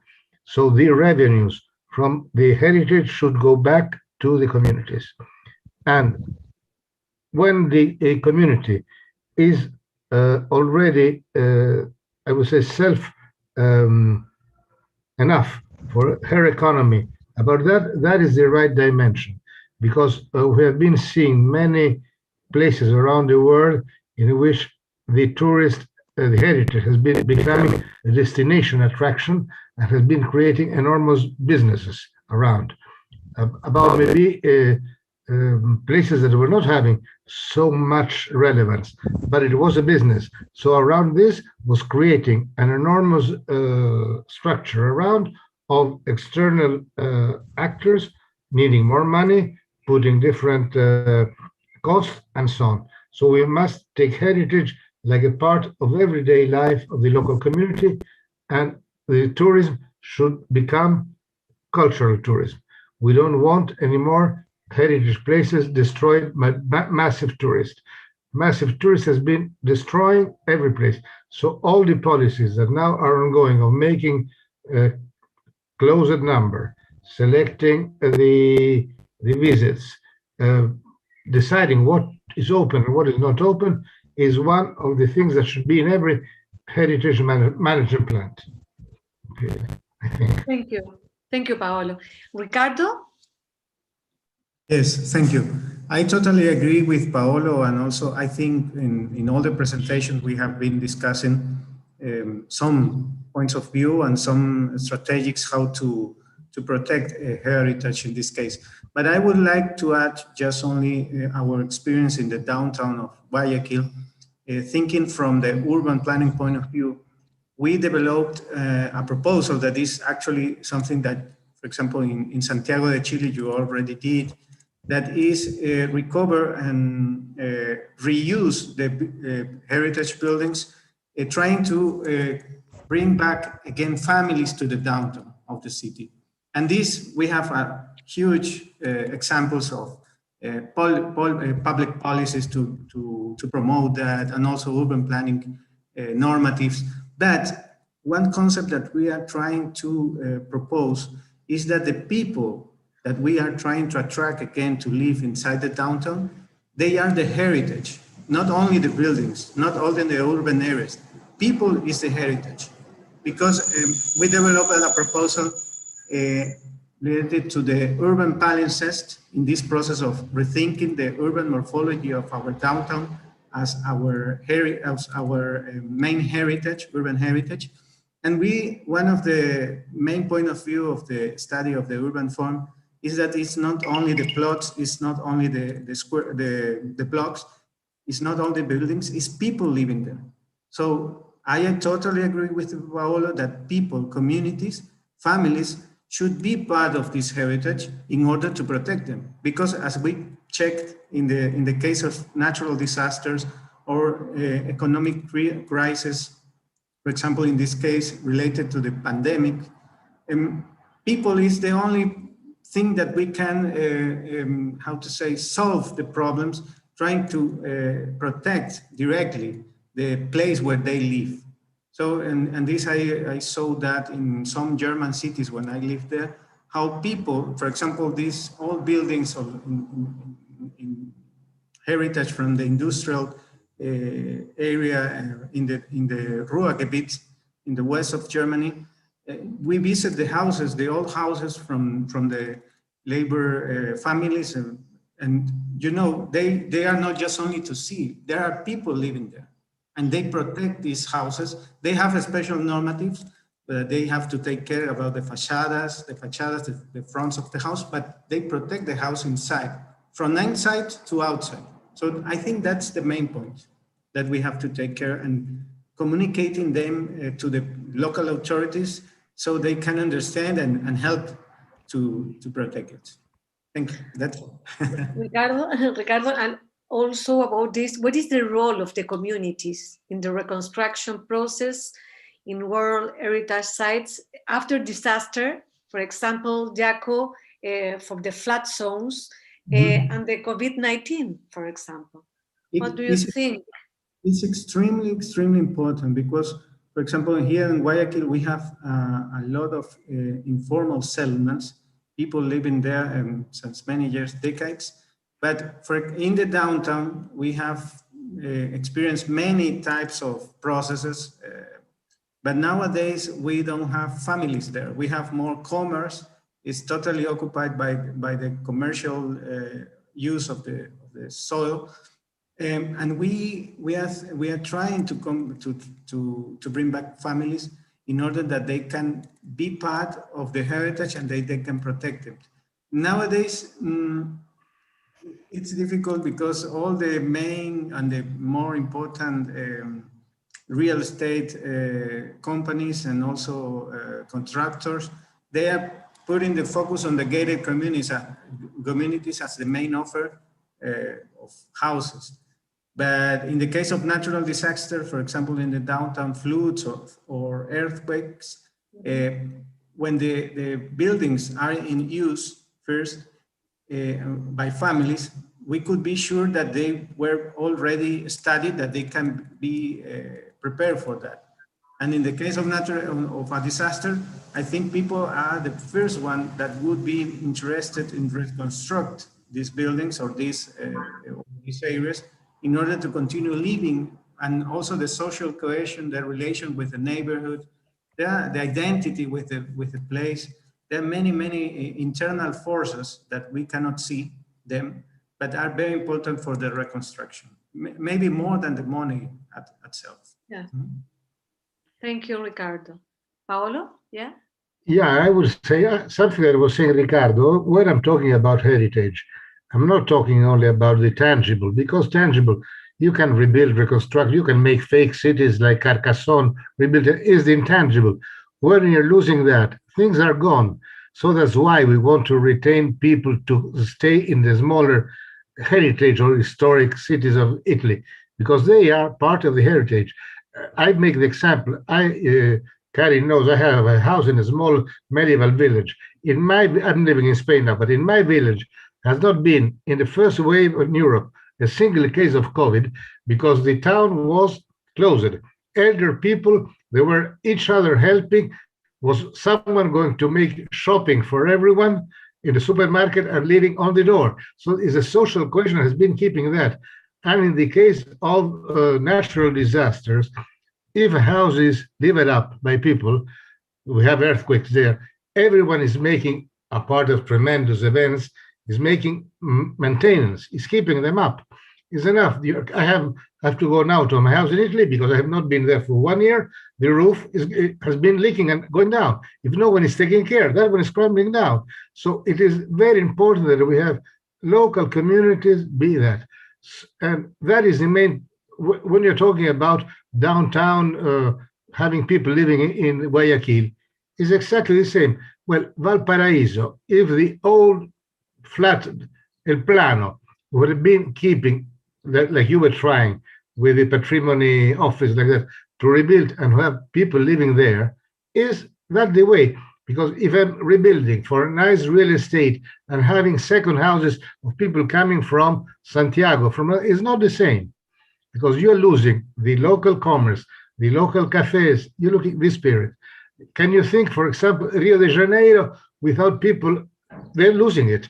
They're losing the carnival because they're sending the people out. And so soon there will not be any more Escola do Samba of Leblon or of the downtown Santa Teresa. So this is what we have to do. And I say, new technologies allow to make all this. Before, probably was not possible. You should live where it was a factory. You should live where it was your rubber. Now you can not, you don't need anymore to move like it was. So I think we have to follow this new scheme. I will send you this approach that is like was saying Ricardo, is taking people in the center of the thing. That is solving everything, for sure. Yeah, yes, absolutely. I don't know, Dominic, Masafumi. Yes, Karen. Yeah, like everybody said, it's about people. And people is the one that gives meaning to the cultural assets. And meanings are a social construction that keep on building it. So if we make meanings accessible to new generations that really understand what it's about, heritage, then we can think about sustainability in time. But it has to be the people. The people is the center of everything. Antigua, what's the key of it? We don't reconstruct because that's the important part of Antigua. We don't have to reconstruct everything, but the community of Antigua has proven to be resilient, even if it's not the same one as it was many years ago, but there is a sense of community in Antigua, for example. Thank you so much, Dominic. And also, how can we make a relationship between the local government, for example, and the civil society during emergency in World Heritage Sites? What do you think about this? I think the multi-level governments is the key, the top, bottom, and bottom up. It's kind of hard when the local authorities are not the best ones, but society needs to keep pushing and pushing and pushing the authorities, because the community is the one that's still there. The authorities come and go every 4 or 5 years, depending on every country, but the community is the one that can be pushing and pushing and pushing and pushing to do this or do that and assure that the things doing the best well possible. Thank you so much, Dominic. Djako, do you want to say something? Merci bien, oui, effectivement, je vais ajouter quelque chose. Je veux abonder dans le même sens que les différents panélistes. L'homme, les communautés doivent être au cœur de tout ce que nous faisons. Hein, voilà pourquoi dans ma présentation, j'ai parlé de gestion participative. Parce que s'il n'y a pas de gestion participative, or nous savons que le patrimoine, il est fait pour les communautés. Aujourd'hui, si on parle de patrimoine, c'est parce que ces communautés-là ont su préserver ce patrimoine. Hein, tout à l'heure, il y a un panéliste qui parlait de l'intangibilité. Voilà. Mais les communautés ont su conserver ce savoir-faire, qui ont traversé les générations. Et aujourd'hui, on a ces éléments. Donc, pour préserver ce patrimoine, il faut que ces communautés soient au cœur. Il faut redonner aux communautés leur place. Il faut donner aux communautés d'avoir confiance en elles-mêmes. Et j'ai évoqué un élément concernant le système le système traditionnel de gestion des crises. Mais aujourd'hui, on est en train de perdre ces éléments, ces savoir-faire. Je vous ai dit, la ville historique de Grand-Bassam a traversé plusieurs crises, notamment la fièvre jaune, etc. Mais si ces populations-là ont survécu, c'est parce qu'elles avaient un système de gestion traditionnel pour pouvoir lutter contre ces crises. Donc, je pense que c'est à l'État de pouvoir créer cette confiance-là pour que les communautés soient mises au cœur dans la gestion de leur patrimoine à partir de leurs ressources internes, à partir de leur système de conservation. Je pense qu'on peut tirer beaucoup de choses. C'est vrai que l'État est en train de prendre une place prépondérante vis-à-vis des communautés, mais il faut ramener les populations. Il faut donner aux populations de pouvoir continuer ce travail et l'État puisse accompagner. Il y a un autre élément également que je voulais partager. Certainement, certains sont revenus là-dessus, c'est les finances. Voilà. Vous savez, nos pays du Sud, tout ce qui est patrimoine, c'est suffisamment de moyens. Mais il faut que l'État puisse accompagner par les ressources financières pour aider les gestionnaires à pouvoir faire leur travail. Parce que si les moyens financiers ne sont pas mis, on dit la belle femme, elle ne peut donner que ce qu'elle a. Donc, c'est bon que le problème de finances soit mis au cœur. Et je vais saluer également, vous voyez, cet échange de savoir-faire que nous sommes en train de faire ce matin ou bien l'après-midi. C'est important. Au travers des échanges tels que votre séminaire, je pense que c'est un partage de savoir-faire et ça permet également d'inspirer toutes nos actions que nous faisons. Parce qu'aujourd'hui, le monde est un village globalisé. Donc, vous voyez qu'il y a un lien entre les différents patrimoines. Donc, aujourd'hui, c'est bon que nous puissions partager c'est bon que nous puissions donner l'expérience des autres et cela nous permet véritablement de pouvoir faire face à la préservation de nos biens face à toutes ces crises que nous traversons. Voilà un peu ce que je voulais dire. Thank you, Djako. Thank you so much. Merci beaucoup. Currently in Chile, the discussion of a new constitution will begin in the next month.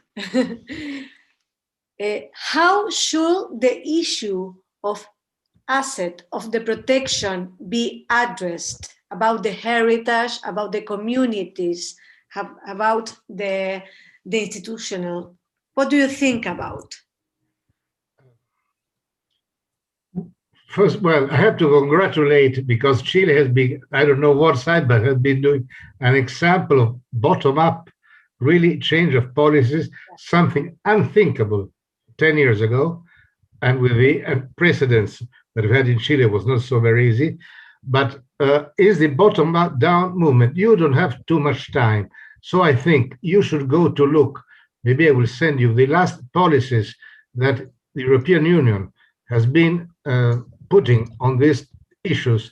There are already programs that are on Green Europe, the sustainability, the social. It is already tools that can be a model maybe to be somehow adapted and placed to put heritage and environment, but with I would say policies that are already applied and working, so they can be just a good direction.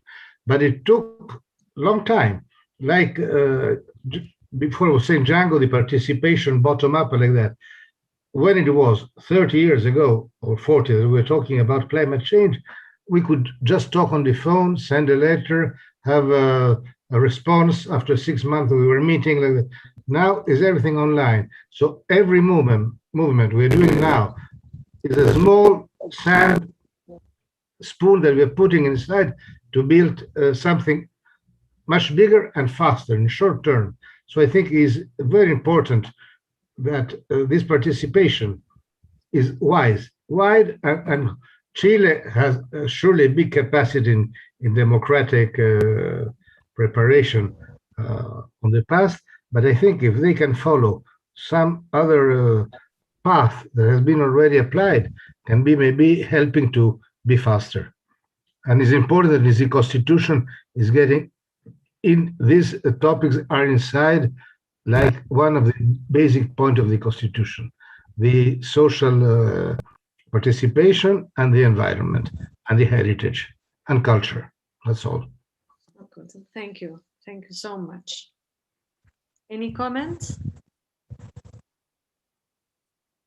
No? Oui, je peux. Yeah, d'accord. Merci. Oui. Oui. Allez-y, Jacob, parle. Je peux prendre la parole? Ok. Oui. Donc, ok, je veux vraiment saluer le panéliste qui vient d'intervenir. C'est bon que dans nos constitutions, nous pouvons prendre l'aspiration des populations. Donc, je vais donner un exemple concernant la Côte d'Ivoire. Il y avait une loi qui protège notre patrimoine culturel. C'était une loi qui ne faisait même pas référence à notre patrimoine culturel immatériel. Vous savez, nous sommes un pays francophone et généralement, les repères, c'est la France. Voilà. Donc, la première loi qui avait été établie ne prenait même pas en compte notre patrimoine culturel immatériel. Mais aujourd'hui, cette loi-là est en train d'être révisée pour tenir compte des préoccupations actuelles, c'est-à-dire les communautés locales. Donc, aujourd'hui, on est en train de donner une place importante à notre patrimoine culturel immatériel pour permettre au gouvernement de pouvoir avoir une vue plus large en ce qui concerne la protection, en ce qui concerne la gestion participative des communautés. Donc, vraiment, nous voulons saluer l'expérience du Chili. Alors, et puis, nous voulons demander vraiment à nos autorités de toujours consulter les populations parce que le patrimoine concerne ces populations. Donc, si nous intégrons dans notre constitution, dans nos lois, dans nos décrets, dans nos arrêtés, les aspirations des populations, je pense que notre patrimoine ne sera pas laissé pour compte parce que on aura pris en compte les désirs des populations. Et c'est en cela que notre patrimoine sera mieux protégé. Voilà ce que je voulais dire.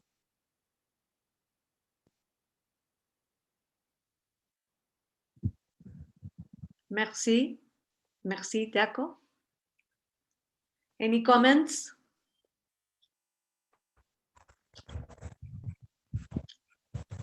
Masafumi, Professor, do you want to share something with us? Some questions from the people attending, from the others. Yeah, from not only us. Don't be scared, talk. Come out. I put the name of the Constitution if anybody want to make a comments. I don't know.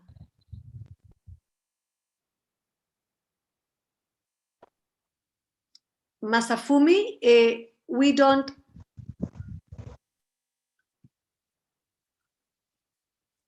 No. Professor Yamasaki?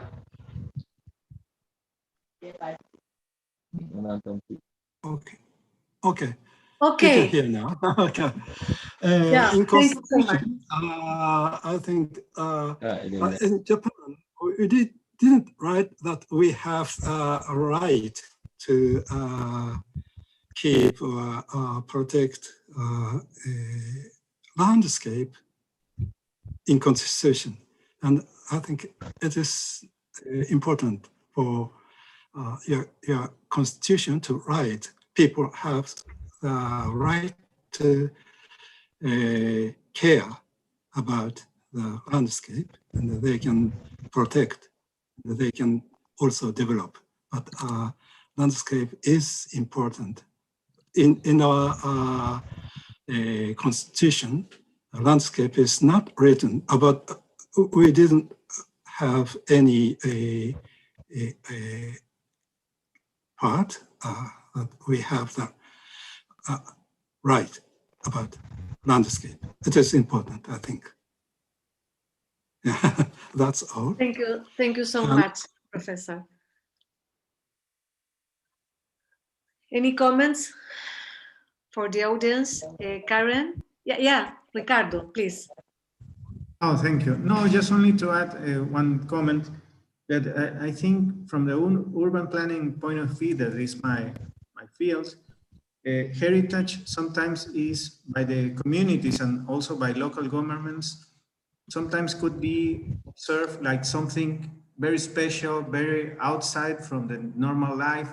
And that's a very huge problem that we have to try to solve or to address in cities. For example, in my case in Guayaquil, I was very impressed by the comments of our other colleagues, especially from Professor Masafumi about landscape. And I had the opportunity to hear this word also in the Institute of Geography in Germany, in the University of Duisburg.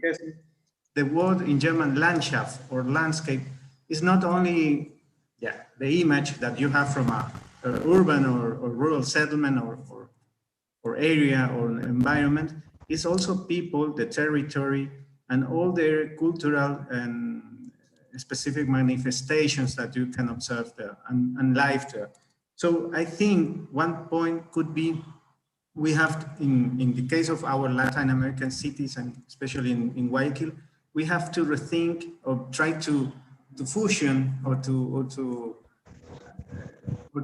join the two words, like the two concepts of heritage, landscape, and also people, communities, identity. I think that's one of the our main important challenge, because it could be in our national constitution, it could be public policies, but if there is no education, educated that can understand, we cannot transmit this this type of concepts to the people that normally they are thinking just only in survive and trying to live every day, yeah, it would be impossible. And secondly, I just wanted to add that I was a student in the master program of the Pontificia Universidad Católica de Chile, the Urban Development Master Program.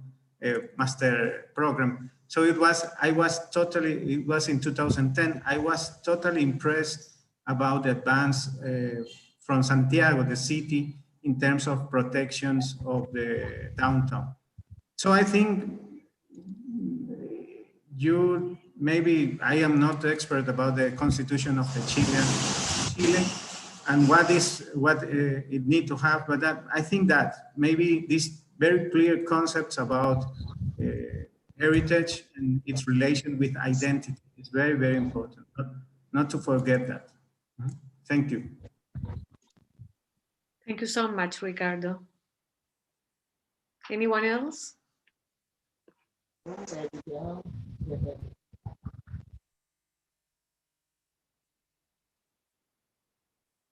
I want to thank all the speakers from this session. My dear Dominique Chang, Masafumi Yamasaki,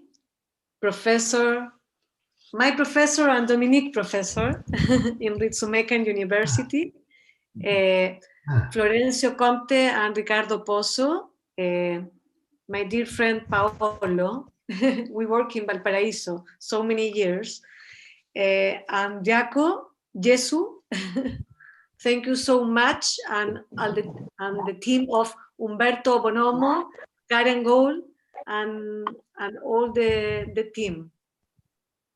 Thank you so much. Karen, do you want to share any comments? Thank you, Karen. And as you said, thank you to the speaker for the contribution and the participation. It was a really interesting session related to the sustainability and future after disasters and pandemics. I think everything has been said, so I would like to invite you to our next session. Our next session is Information Technologies for Preparedness and Mitigation Prior or After Disasters and Pandemics, moderated by Mario Santana Quintero, Professor and ICOMOS Secretary General. So thank you very much and see you in our next session. See you. Thank you so much, everybody. Gracias a todos.